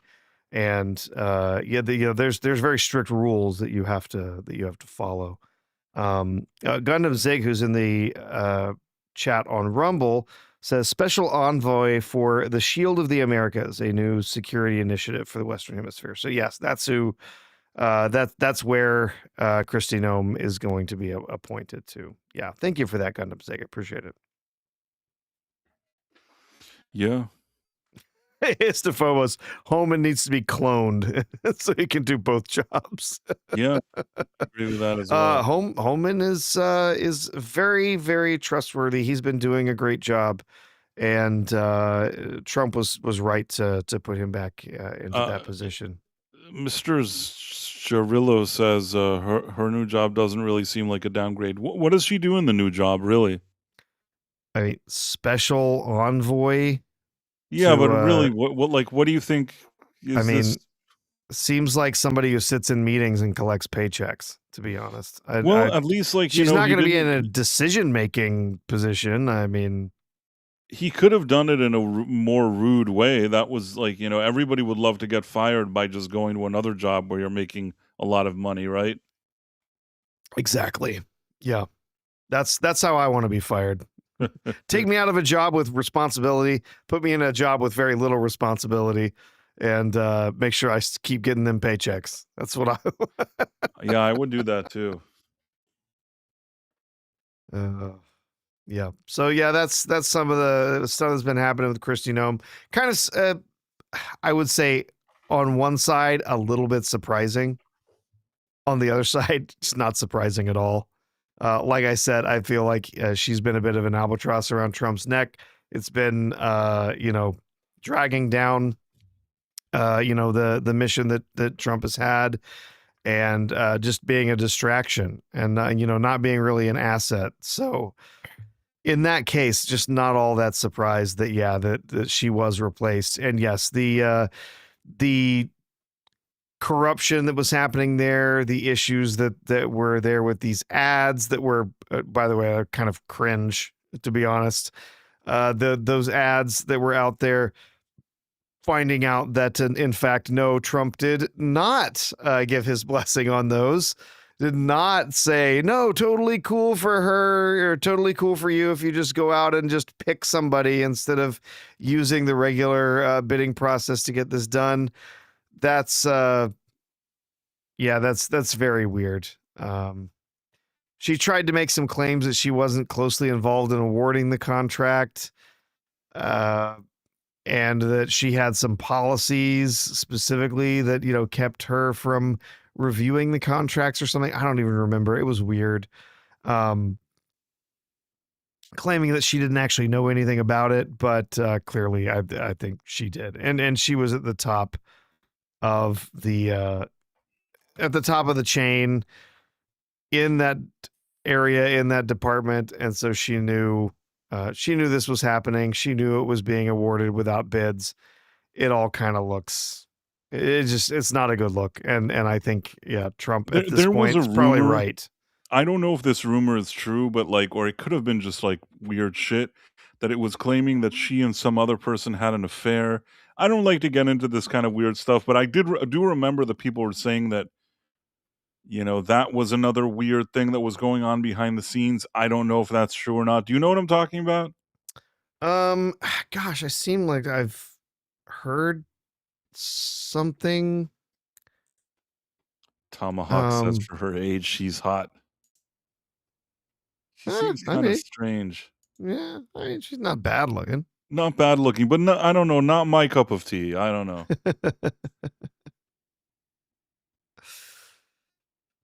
Yeah, not really mine either, but yeah. Let's see. Her new role uh, with this Shield of the Americas. So the Shield of the Americas is a regional coalition of countries in Latin America that will work together on ideology and policy initiatives to help secure the Western Hemisphere. It will be guided in part by the president's foreign policy initiatives, frequently dubbed the Donroe Doctrine, fashioned after the Monroe Doctrine. Since Trump returned to office last year, he directed the renaming of the Gulf of Mexico to Gulf of America, announced plans to take back the Panama Canal, efforts to acquire Mars Monkey Max Greenland. says that she's still having the affair with him. Elizabeth Quinn says that she's got to run. I like that Tomahawk says, got to admit, when you switch topics from Starfleet Academy to something else, audiences drop from 90 plus to 71. Well, now we're at 76. Plus, with Rumble, we have like, if you combine Rumble and YouTube together, we're like, 120 something right now. But what I'll say is this, is that Starfleet Fleet Academy, obviously, there was, that's something that we had a lot of, we were all kind of looking to dig into. The other stuff, this is the kind of things, the daily topics we talk on, we discuss here on the Night Owl. So I don't think that there's anything wrong with us bringing it up. Yeah. Cool. Yep. Let's see. What was I looking at here? Is it politics? What? Which part? Her having an affair? I don't know. Yeah, I don't know. That kind of stuff. I'm always like, yeah. Yeah, I don't know. Who knows? It's like, if it's between two consenting adults, Yeah, you what do I know, know? People can do whatever they want, but I don't I know. think that it's best to keep things professional. Having a few people like that that I think are not married to each other and have other spouses, and then having the whole affair thing. Those are weird things. Probably best not to have them. Just my personal opinion, but what do I know? Yeah. Um. Okay. We got something else, Price. What else are we gonna? There was lanterns. Oh boy, yes, the Lanterns trailer. Let's see if we Oof. can find. Do you know where the lanterns trailer is? I'm sure it's out here on the YouTubes somewhere.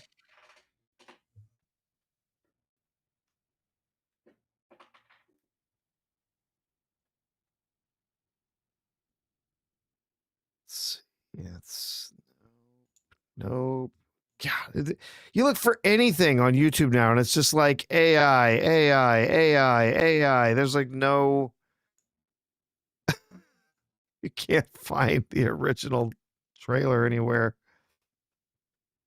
Uh,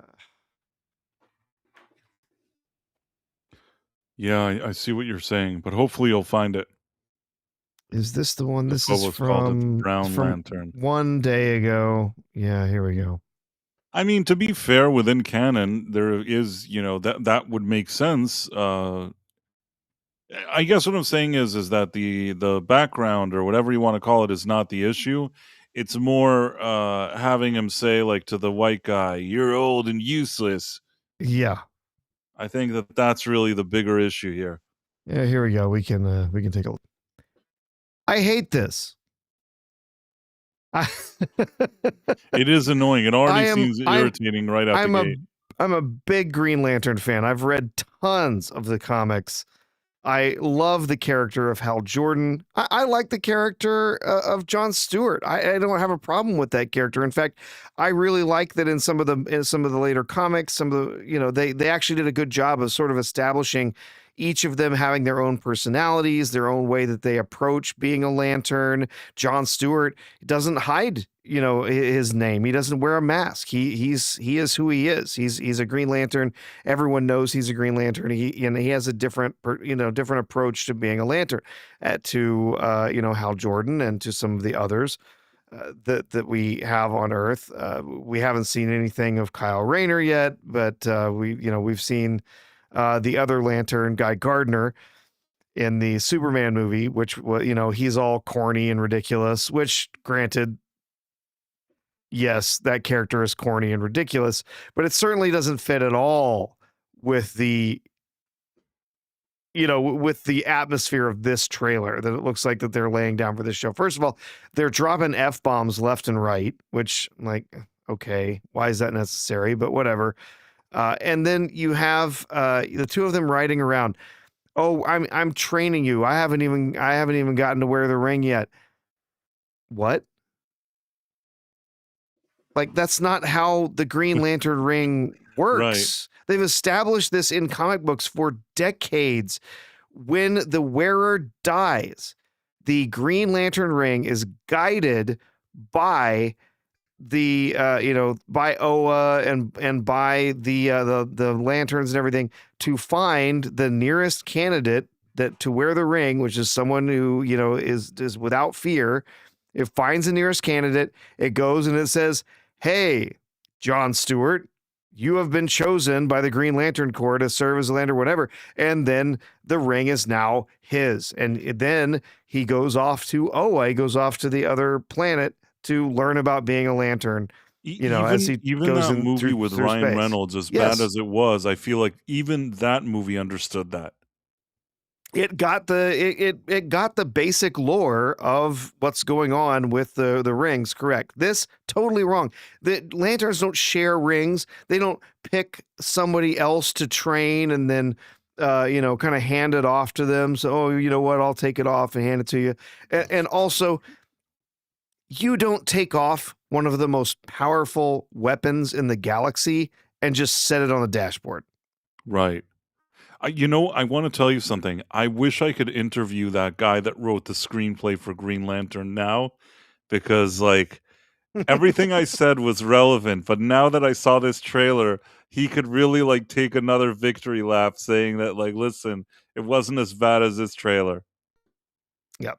So so all of this, the whole opening here of this trailer, I'm just like, this is all wrong. It's all wrong. By the younger, diverse guy that puts him in his place, Yep. and the woman that like also puts him in his place. And he looks like some old drunk guy somehow. Yeah. No, I guarantee he's dying. I guarantee it. He's got cancer or something. He's a broken, worn out old white man. What the hell is this? His Green Lantern suit is just something he bought at Spirit Halloween and hangs in his closet. In all of the comics, in the movies, in the cartoons, the Green Lantern suit is generated by the ring. Right. You put it on, it comes out of the ring. The energy of the like puts the suit on.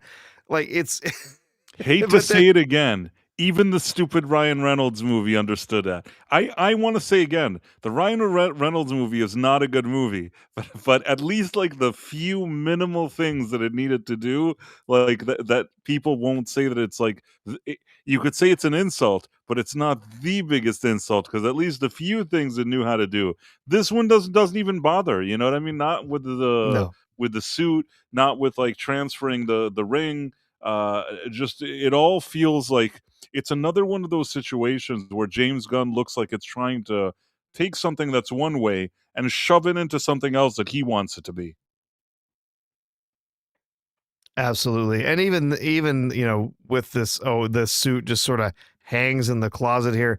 It doesn't look anything like any of the classic outfits. It looks more like stuff from the New 52 run of comics where it looks like some sort of mix between Iron Man armor and something like it's weird. I don't like it at all.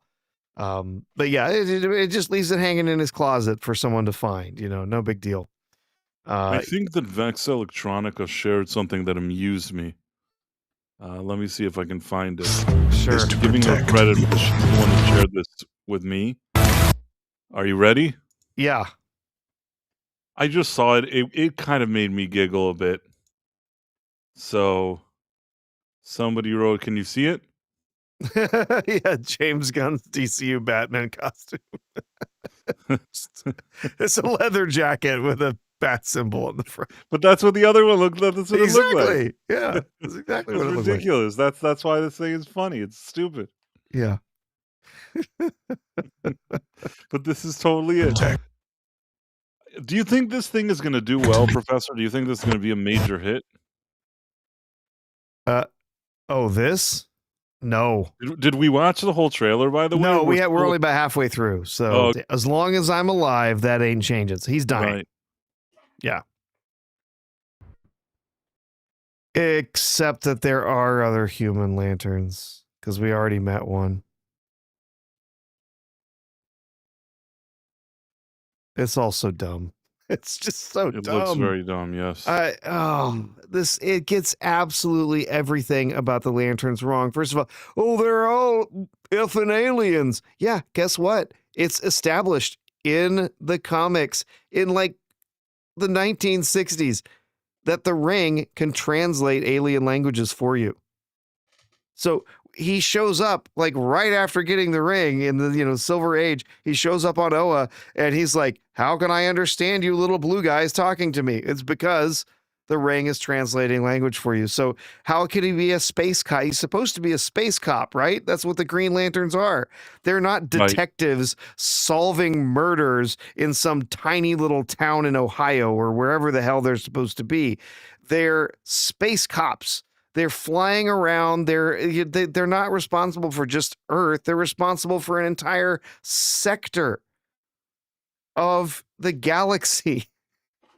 Yep. And here, no, he doesn't speak to the other lanterns. He can't understand them. He doesn't travel to other planets. He takes off and flies without putting on his uniform, using the ring.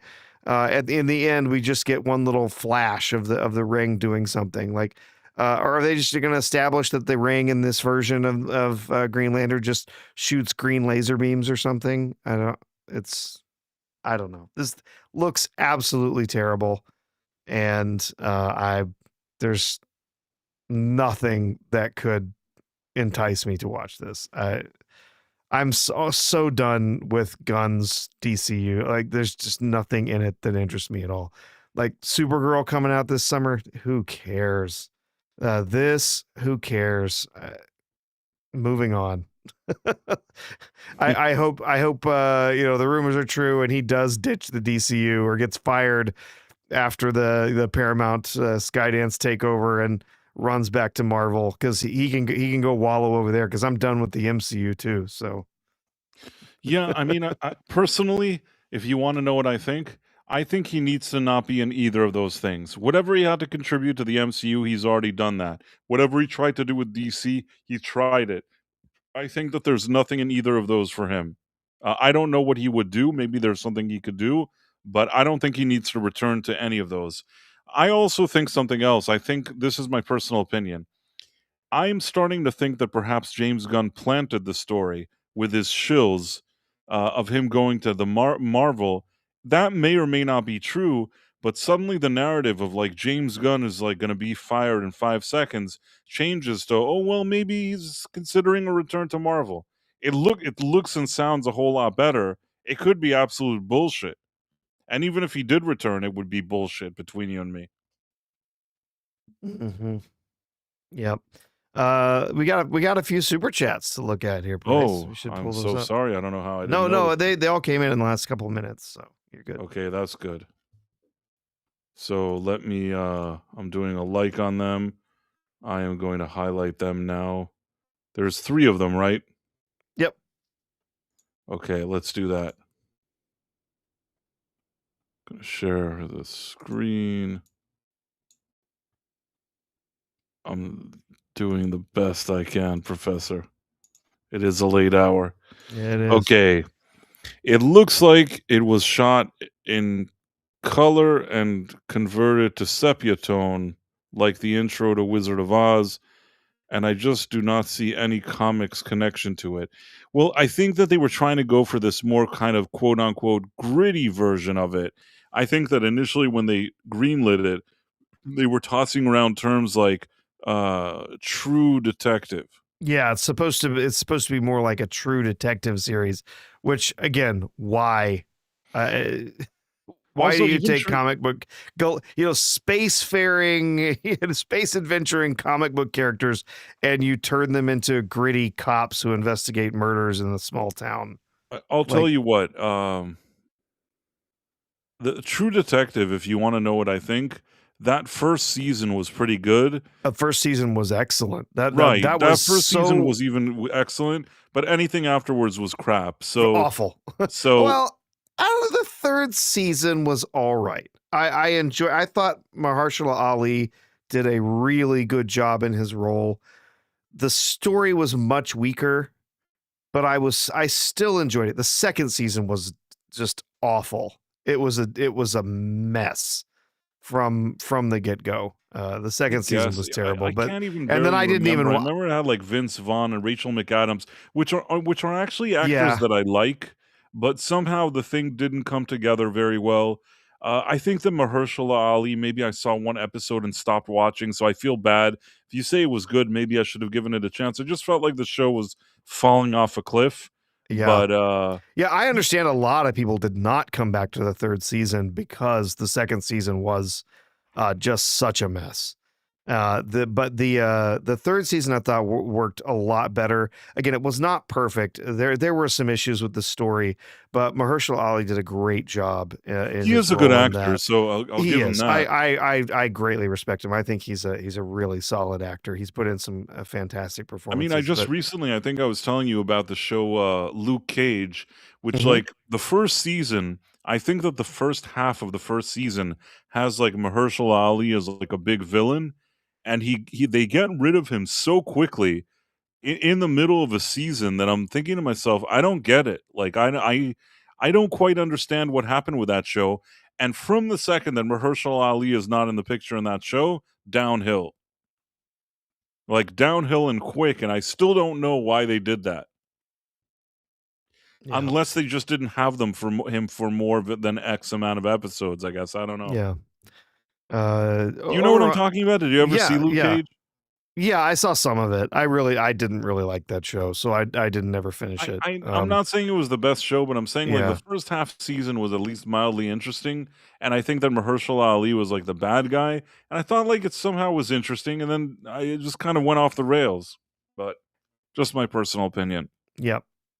So what else we got? Let's see. At least There's Hal another isn't. one from Star Wars. Star Wars complained. Yeah, It says at least Hal isn't Parallax. yeah. Do you know that story, Price? The Remind Parallax. me. Okay, so in the well, you'll remember in the film, the the recent film that they did, it was a giant space cloud that came to attack the planet. That was supposed to be Parallax. That was like the big villain that they fought off in the Green Lantern movie.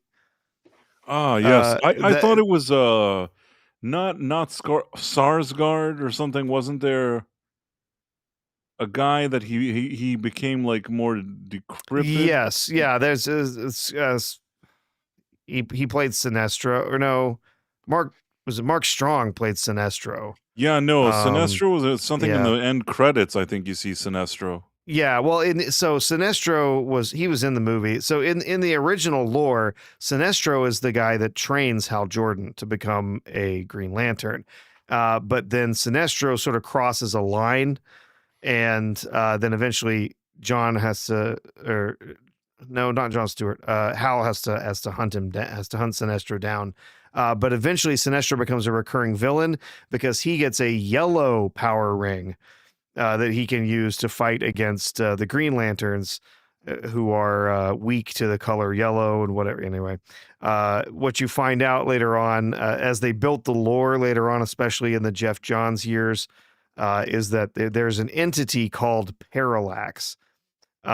But the name Parallax actually showed up much earlier in the 90s. So there was a story in the Green Lantern run in the 90s where Hal Jordan basically goes crazy, and he starts attacking the Green Lanterns and trying to get revenge on them. He kills a whole bunch of lanterns. There's a famous comic cover where he's holding his hands up to the cover, and his hands are, he's covered with, he's got rings covering all of his fingers from all the Green Lanterns that he's killed. They explain that away later on, that he became a character called Parallax. They explain later on that Parallax is actually the fear entity that's behind the yellow rings, and that it was able to possess him and take over his body. Anyway, so there's a version of Hal that if you look it up, you'll see he has like special armor and everything, where he's the Parallax version of Hal. And they eventually redeemed Hal in the 0 Hour storyline, where he sacrifices himself, I think, to restart the sun. I think, and then yeah, he redeems himself that way. But and then they bring him back much later on in another run after he'd been gone for about 15 years in the comics. But um, Star Wars Complaint has a few more chats here. So let's get through these ones that we have. But anyway, yeah, at least they didn't bring the Parallax version of Green Lantern. Guess what? I wouldn't be surprised if they tried to do that in a new season, if this season were to ever get another or the show were ever to get another season, I wouldn't be surprised if they try to do Parallax. So the next super chat here was Star Wars complained also saying for $2 saying Gunn got the ring wrong with Guy and Superman. I didn't think it was completely off in Superman. But I mean, him just like running around using it to make giant green hands flipping people the bird was a little lame. Yeah. And then Star Wars complained. I guess he's got two more if you want to show them on the screen, or I can just read them. There's more after these two? Yep. There's Well, more after you can those. show them on screen if you got them. Here, let's see if I can just pull up the window here and show them. Come on. Cooperate. Always have a hard time finding that. There it is. Okay. Oh, it's not. Oh, since you're sharing, it's not showing mine. Oh, sorry. Yeah, that's all right. Yep. So Star Wars Complaint says, sent you a DM with a parody video. I don't know if that went to you or me. I'm going to go check it now. Yeah, I don't see one on my end. I think he sent it to me, so let me... He sent it to you, a parody video. And then so the second one, Star Wars Complaint, another $2. Thank you for all the support this evening, Star Wars Complaint. Appreciate it. It says 0 hour is why I stopped buying DC issues. A lot of people really hated 0 hour. Not just for what it did to the to some of the characters, especially Hal, even though it did give him a chance at redemption, but it was just it was a terrible, it was very, very poorly written. Well, let me show whatever he was showing us. Series, yeah. Okay, let's discuss the new scene. I think we should add more action. Agreed, but we need character depth too. Is she licking the window again? Okay, let's discuss the new scene. Well, thank you for sharing that. Yeah, we got plenty of window lickers out there making these Sure. shows, man. Jeez. Oh. Yeah, no, I am not excited at all for that Green Lantern series, like I said. And as you can probably tell, big fan of Green Lantern. I know a lot of the lore. I've read many of the comics over, decades of comics. And this just looks awful. It's again, it's why do we have to make it a gritty crime drama? It can't just I understand you think that, telling origin stories is stupid, but you could do a better job of telling the origin story of Green Lantern than you did. I blame Kevin Feige for a lot of this shit because he's the one that started of like, wow, what if we tried to like do this, but it's something else? What if we tried, to make WandaVision, but it was like sitcoms in the 70s? Like all this weird shit is all like Kevin Feige is like, what if we did this? What if we did that?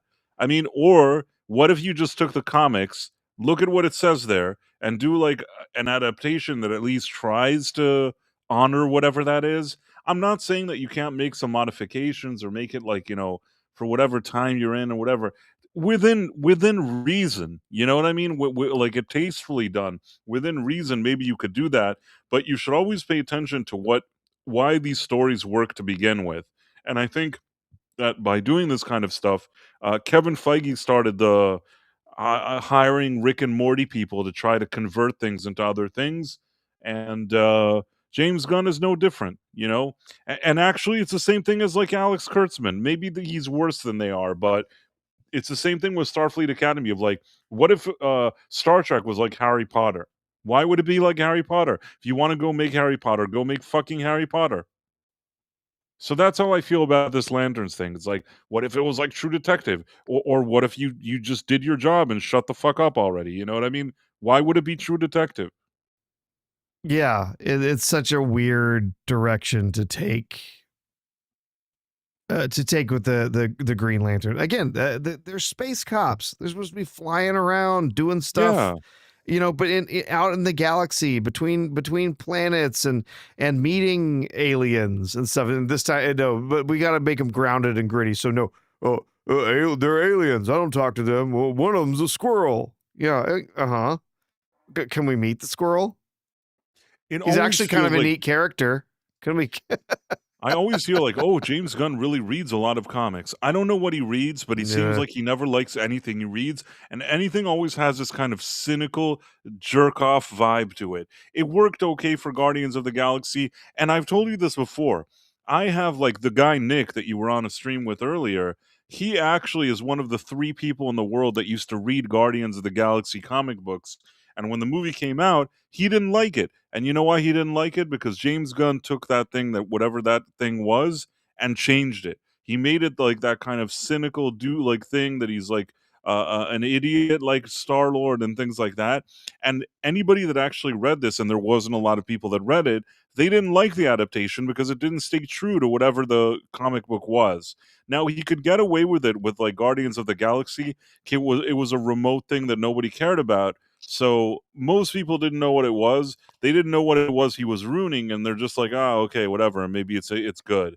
But when it comes to stuff like Green Lantern, when it comes to stuff like Superman, you can't get away with that. Do you get what I'm saying? Like, you Mhm. can't get away with taking those and making them your douchey thing. And Yeah. that's the biggest problem, that the second he took over DC and took Yeah. over some of these big characters and he doesn't know what to do with them, that's the problem. Yeah, you can't take a character like Superman and give it a treatment like they did with Guardians. Guardians, like you said, Guardians worked because the comics were not well known. No, only Uh, Nick. There's only one person in the world that read them, and it was Nick. And when Nick saw the adaptation, people were like, "Oh, it's great, it's great." Nick was like, "I hate this movie." He like anytime you mention, he's like, "I will not watch the losers of the galaxy. Like you don't understand like how they ruin the source material." And he's right. I knew nothing about the source yep. material, so they could fool me. But this could only happen with some very, very remote thing that nobody cares about. You can't take classic iconic characters and use that same approach. At least I don't think so. Yeah, you can't do that with a character that's as well known and as iconic in the culture as Superman. You can't just decide, you know what, we're gonna do a different Superman. Like, no, it's it's, it's like you know what? I think this time, we're gonna do a different Batman.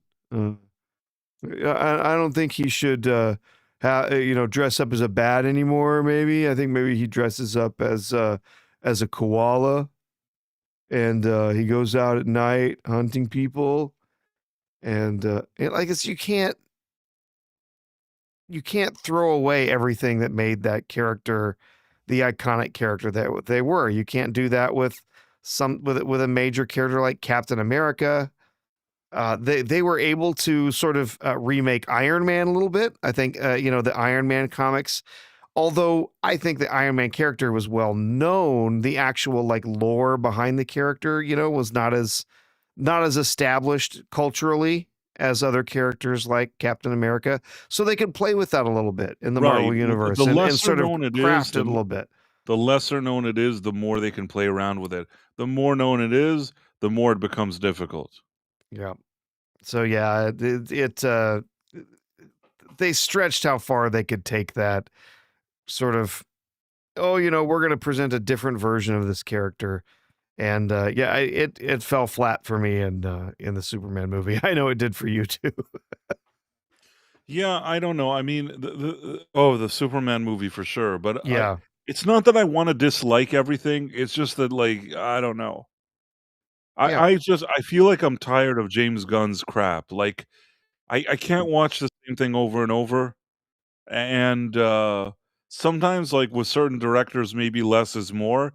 I feel like giving Gunn so many high profile projects have only really exposed how the guy doesn't really bring anything new to the table, but he has a few things that have worked for him and he just uses them over and over again in different ways, but just really repetitive. Yeah, it is that. Repetitive That style just doesn't suit a lot of stuff, so yeah. I wonder, I kept hearing he wants to leave, whatever. I think that he himself is spreading that rumor. I don't think that he necessarily meant to leave or not leave. I think that, now when you mention James Gunn, you're like, "Oh, maybe he's quitting." And it's a good groundwork to lay that if he gets fired, it could be, well, he was always looking to leave. Yeah, he decided that he could do more good over here or whatever, and yeah, Exactly. I James Gunn is like the Pee Wee Herman equivalent of, "I know you are, but what am I?" You know what I mean? Like, there's something annoying about it that it's just like, who are we kidding here? You have a contract that's up in, like, the middle of 2027, isn't a whole lot of time away, and we don't know if you're gonna continue to work there. yeah. I don't know what's going to happen there. I think we're going to be getting a lot of news, everything that's going on with Warner Brothers, whatnot, as that starts to Do you move think there's forward. gonna be a problem with getting that deal through with Warner Brothers, or they're I just mean, getting it through? it's not impossible that it gets out, regulatory stuff. They have hearings or whatever, and they say, no, we think it's going to be anti-competitive for these two big studios to merge. Since they That'll be pretty allowed crazy since considering how they many allowed billions, like, Ellisons have already poured into this. yeah, I mean, since they allowed big mergers like what happened with Disney buying out Fox and stuff like that, like it wouldn't surprise me that it does go through. I think that there's a good chance that it does. I would say Yep. that probably the chances of it being shut down, not allowing the merger to take place might be 10%. It's probably 90% likely that it does go through. There might be some headlines that get made over time, but I don't think that I don't think there's a really high chance that it does get shut down. But we never know. Sometimes these kinds of things can be unpredictable depending on what different politicians, commissioners, and so on might actually think about it. So, um, anything else, Bryce? I'm trying to think. I mean, I didn't really touch upon the whole war thing. Yeah, I mean, there's really nothing has changed over there. We continue to, the Israelis and the U.S. continue to degrade, their ability to launch missiles and do other stuff. The only thing The that I read that kind of I don't wanna I don't laugh because, like, war is a serious thing, so I'm yeah, not yeah, like one of those people that does memes and laughs. I never underestimate anybody, even, people that, like, even if a situation looks dumb, you can never underestimate, enemies and things like that. But there was one thing that at least, like, I read somewhere that they weren't, announcing who, the successor is because it's not funny, I shouldn't be laughing. but They're worried that if they announce who the thing is, that you get where I'm going that's with this, right? that somebody's gonna light him up. That's Yeah, so they don't wanna say who the successor is. I don't know why I read it and it kind of like I said to myself, "Don't laugh, this is, like, serious, don't laugh at this, this is not yeah, stuff for laughing." But at the no, same time, I could see, like, unintentional I don't know if to say unintentional humor in it, you know what I'm saying? yeah, they don't want to say exactly who the new head, who the new mullahs are going to be, who the new ayatollah is going to be necessarily, because uh, they just okay, you just put a target on your back, Right, that's the and thing, you're just putting a you're target on just him, and they're like, we're just "Well, gonna maybe light you let's up. wait and not Yeah, say who he is," but it's just such a bizarre situation that, like, you don't wanna say who your leader is because of whatever, like, I don't know. It is a very, very strange situation and not one that I've seen a lot of times, if at and all. Eminem says, choose James Gunn as the next Ayatollah, please. Well, James Gunn is stupid, but I wouldn't wish that upon him for whatever it's worth. I don't want, I understand the joke though, but it's like all those things. There's been a lot of weird humor online. I try to steer away from that. I know that it's easy. It's easy because there's things that like could potentially be funny, but I try to distance myself from it because I think you never know. Even in a situation like this, you never know who you're dealing with, and it's better to not laugh and take like your enemy seriously because you never know anything. But at the same time, I at least understand the humor, but Hmm. I'm very reserved about it. Yep. All right. Well, we got a couple more super chats to read here, and then I think we probably wrap it up for tonight. I can just share these super chats here. Cool. Nope. It's Double R Star says, "Can Mark Ruffalo fly?" Another super chat, $5 from Star Wars Complain. Creature Commandos was good. The rest is DC written by nihilistic stoners. Is it better or worse than Snyder? Same thing, different director. I didn't care for Creature Commandos. I didn't even finish it. It wasn't for me. Even though, honestly, I thought the animation style was fine. The story just didn't pull me in. Wasn't really. Did you watch any of Creature Commandos, I Brian? actually, I think that there was the first episode I put it on, and I don't even know if I finished the episode. Didn't speak to me. It could be that I was busy and not concentrating while I was watching it. It wasn't at the top of my mind. I did try to watch an episode of it. It didn't speak to me, but I wasn't in the mood at that moment. So I don't want to. I didn't give it my full and undivided attention. I'll be honest with you in that case. Yeah. When you're asking worse than Snyder, same thing, different director. I've always, and it could be an unpopular or whatever opinion. I'm not considered a Snyder bro, and at the same time, I've always thought, and I've said it many times, that I think that Snyder is the type of guy that if you say, "Here's a screenplay, this is it, you got to direct this now," and he goes and he directs his movie, and there's also a producer there that likes to run a tight ship. I think with those two things surrounding Zack Snyder, he has the ability to direct something competent. But once he delves more into the writing and has more of that kind of creative decision making, I think that that's where his movies, run into some trouble. I did like the casting better for his movies, if that makes any sense. I like the visuals better in his movies. Yeah. I know it's not a lot to work with here, okay? But I'm just saying, like, I I think that the visual style in Snyder's movies, like when Superman is flying, when you see Henry Cavill flying, I like that.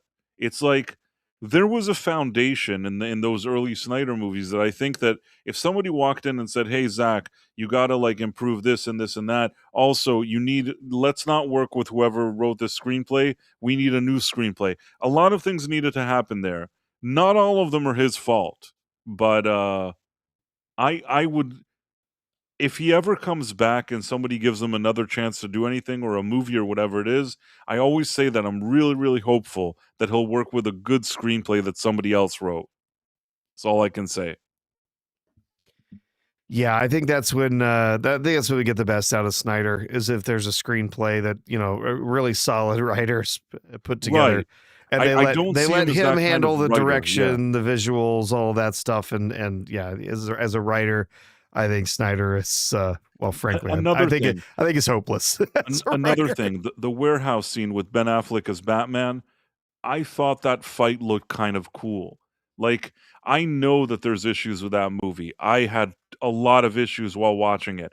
There were moments in the movie that I said, I could work with this if this was more this fight in the warehouse. But then you see like this cool, I think right before that fight, you had like Martha or whatever it is. Like, there's it's a strange roller coaster ride. These Snyder movies, if you know what I'm saying. Yep. Like, for every moment that you think, "Oh, that's kind of cool," there's suddenly some weird, like, strange moment that seems, like, out of place. So, like I said, you bring Snyder, you give him, like, a good screenplay, and you tell him, "Stick to this," maybe he could do something okay. So that was a Sure. good long answer. What's the other thing? Let's see. We got another one here. Another one from Star Wars Complaint, $10 this time. Thank you again, Star Wars Complaint. Really fun in the stream tonight. The DC Thank you, animated yeah. universe remains shockingly solid, though. Comic adaptations belong animation, not live action. I'm so tired of watching these gritty adaptations for the normies who've never read a comic. Yes, I greatly enjoy the DC animated universe. I've seen quite a few of those films. Own more than a few of them on DVD and Blu-ray, because there's been some really solid work that's been done with the DC animated universe. So, yeah, Yep. even some of those that are a little bonkers, like the Batman Ninja, I think was one of them. That was anime styled, just completely, just crazy animation, crazy story, but it was really enjoyable. It's just completely off the wall, and you can do that kind of thing with animation, especially you can do it much cheaper than you could do it in live action. Is the 90s Batman considered the DCAU? That's where it started. Yeah, the DC That was animated pretty good universe from what I recall. started with the Batman the animated series. That had a couple of different incarnations. It then moved into the Superman animated series, and then from there we also got the Batman Beyond animated series, which I love. And then we had the Justice League animated series and so on. But they've continued on with those since those series ended. They've continued on with quite a few direct to streaming, direct to DVD films that they've made. And a lot of those really good, especially he was mentioning like specifically like comic adaptations back to specific comics, specific stories in the comics that have worked really well. So yeah, there's a lot of good DC animated universe stuff. And then one more here. Star Wars Complaint for $2. I've seen all of Rebel Moon. You know what? Rebel Moon is exactly the bigger issue because Rebel Moon has Zack Snyder writing. He's a big part of the writing of the movie, which I think is why it has an issue. If somebody else would have like given him a screenplay for a movie in this direction, then maybe he'd have something he could work with. But just having you understand what I'm trying to say. Yeah, and Rebel Moon. But yeah, so I saw both of them, the original cuts. I never went back to watch the extended cuts. No, I there's no saw reason. I saw some bits and pieces from them, clips from the extended cuts, but I never actually watched the whole thing. But yeah, the like going back and instead of shoveling coal into the engines, now they shovel bones and skulls into the engine. Like what? Like this makes no sense. It's ridiculous. Those movies were some of the hottest garbage I have ever They watched. highlighted his issue. I mean, Yeah. people have to know. I think that one of the best things you could know is what your limitations are. Like, if you know what are things that you can do and what are things you can't do, it really helps. Once you're trying to do something that obviously is out of your league, it becomes an issue. Yes. There's another one. Yeah, Rebel Moon. Yeah, I like I said, I did watch both of those. Saw some clips from the extended versions, but did not go back to watch all of the extended versions of those two films. They were such a mess. They were so bad. And yeah, it's all in the writing. It's literally like you feel like Snyder's just sitting there going, "You know what would be cool?" And then that's what he Absolutely. writes down. That's what goes into the script. You know what would be cool? And like, Absolutely. Hey, and then we're gonna have this scene where he's gonna fly around on a griffin and Pegasus or whatever, and then it's gonna go from slow mo into super slow mo. I mean, I appreciate his excitement, but he has to have more discipline. He does. You're right. I We don't have hate one. him. I'm telling you, I don't hate the guy. No. I don't feel the same kind of feeling like I do when I think about James Gunn, who somehow manages to annoy me. With Snyder, I have my criticism, but he's a guy that seems super excited about what he does. You may not agree with how like with the things that he does, but it comes from a place of really like, being very excited and passionate about his work. Yeah. Yeah. When you say, don't hate Snyder, no, honestly, I enjoyed Watchmen.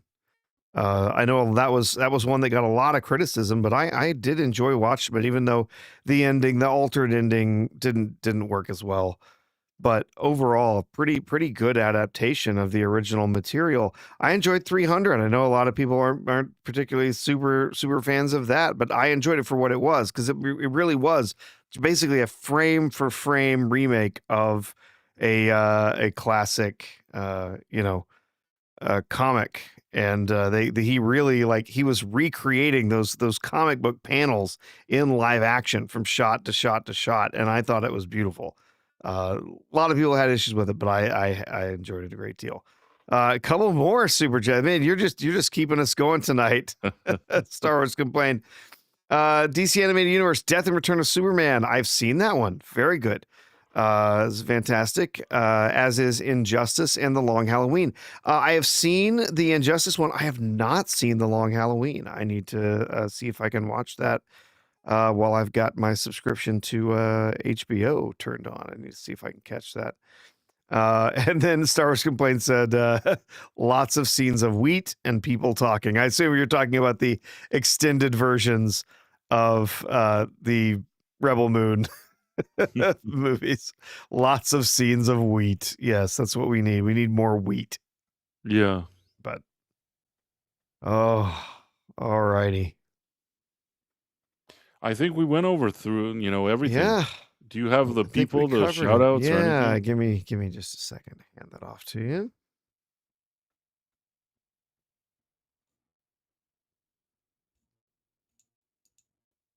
Only had a few people joining us in the chat over on Rumble tonight, but here you go. Okay, let me find what you sent. Phantom on Kivo 1961, Elizabeth Quinns, Gundam Zig, Grumpy Griff, and Double R Star.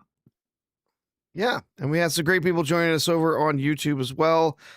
We had Mooley Porchers, Jim Noxious, Hetty Lamar, TBKOTO Rob, TB Koto Rob. I guess maybe it sounds like a different alt for Koto Rob, maybe? I don't know. Jay Laughing Man, Mr. Zero, iLord Corey, Marvin J1000, 777 Jax Bird, John Davidson, Marla Sharondoff, Captain Zoom, Walter Tomaszewski, 32 Flavors of Nick Weiser joined us for a bit tonight. Good to see you, Nick. The Dead Man, Moonlion, Mark S47. Our friend with the looks like a Hebrew name. Was it Gary? I don't remember. Jason Webster, Shannock, Georges I Rex, Darren M, the W Kovacs 316, Kodorob 22, Jonathan Conroy, Badfoot, Mars Monkey Max, Murrockstro, Istophobos, Karate Werewolf, Adam Gray, Tomahawk 511, and Star Wars Complaint. And Star Wars Complaint, thank you for all the super chats this evening. Very kind of you. Appreciate it. Yeah, and thanks absolutely. for joining us in the chat. Well, I think he that says he says thanks for entertaining me while I did video conversions. I have been there. Star Wars Complaint, watching a stream while I'm like grinding away on some other work that I'm doing. Well, I guess now could be a good time to say goodbye to everybody. We did the goodbyes, but like a more official for everybody, and sort of be on our way. We're here every Tuesday and Thursday, of course, at 10 p.m. Eastern. We will be here on Wednesday. Sorry, I meant Thursday. It's such a late hour. What's that? What do you say? Did you say see you next Tuesday? Is that what you said?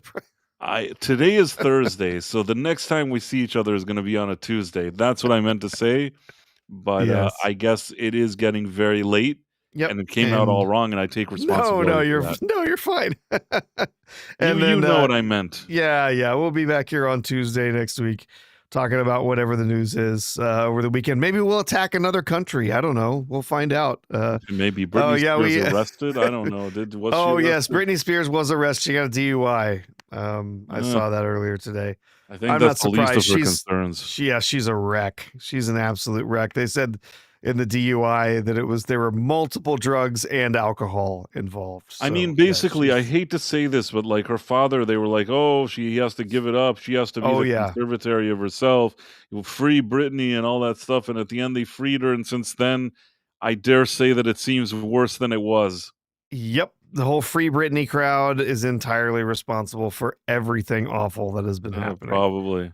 Uh, Well, Yeah. that's something we can look at in future streams. Yep. I All think we'll right. see you all here on Tuesday, and that's it. Have a great evening. Yeah. Take care, everyone. Bye.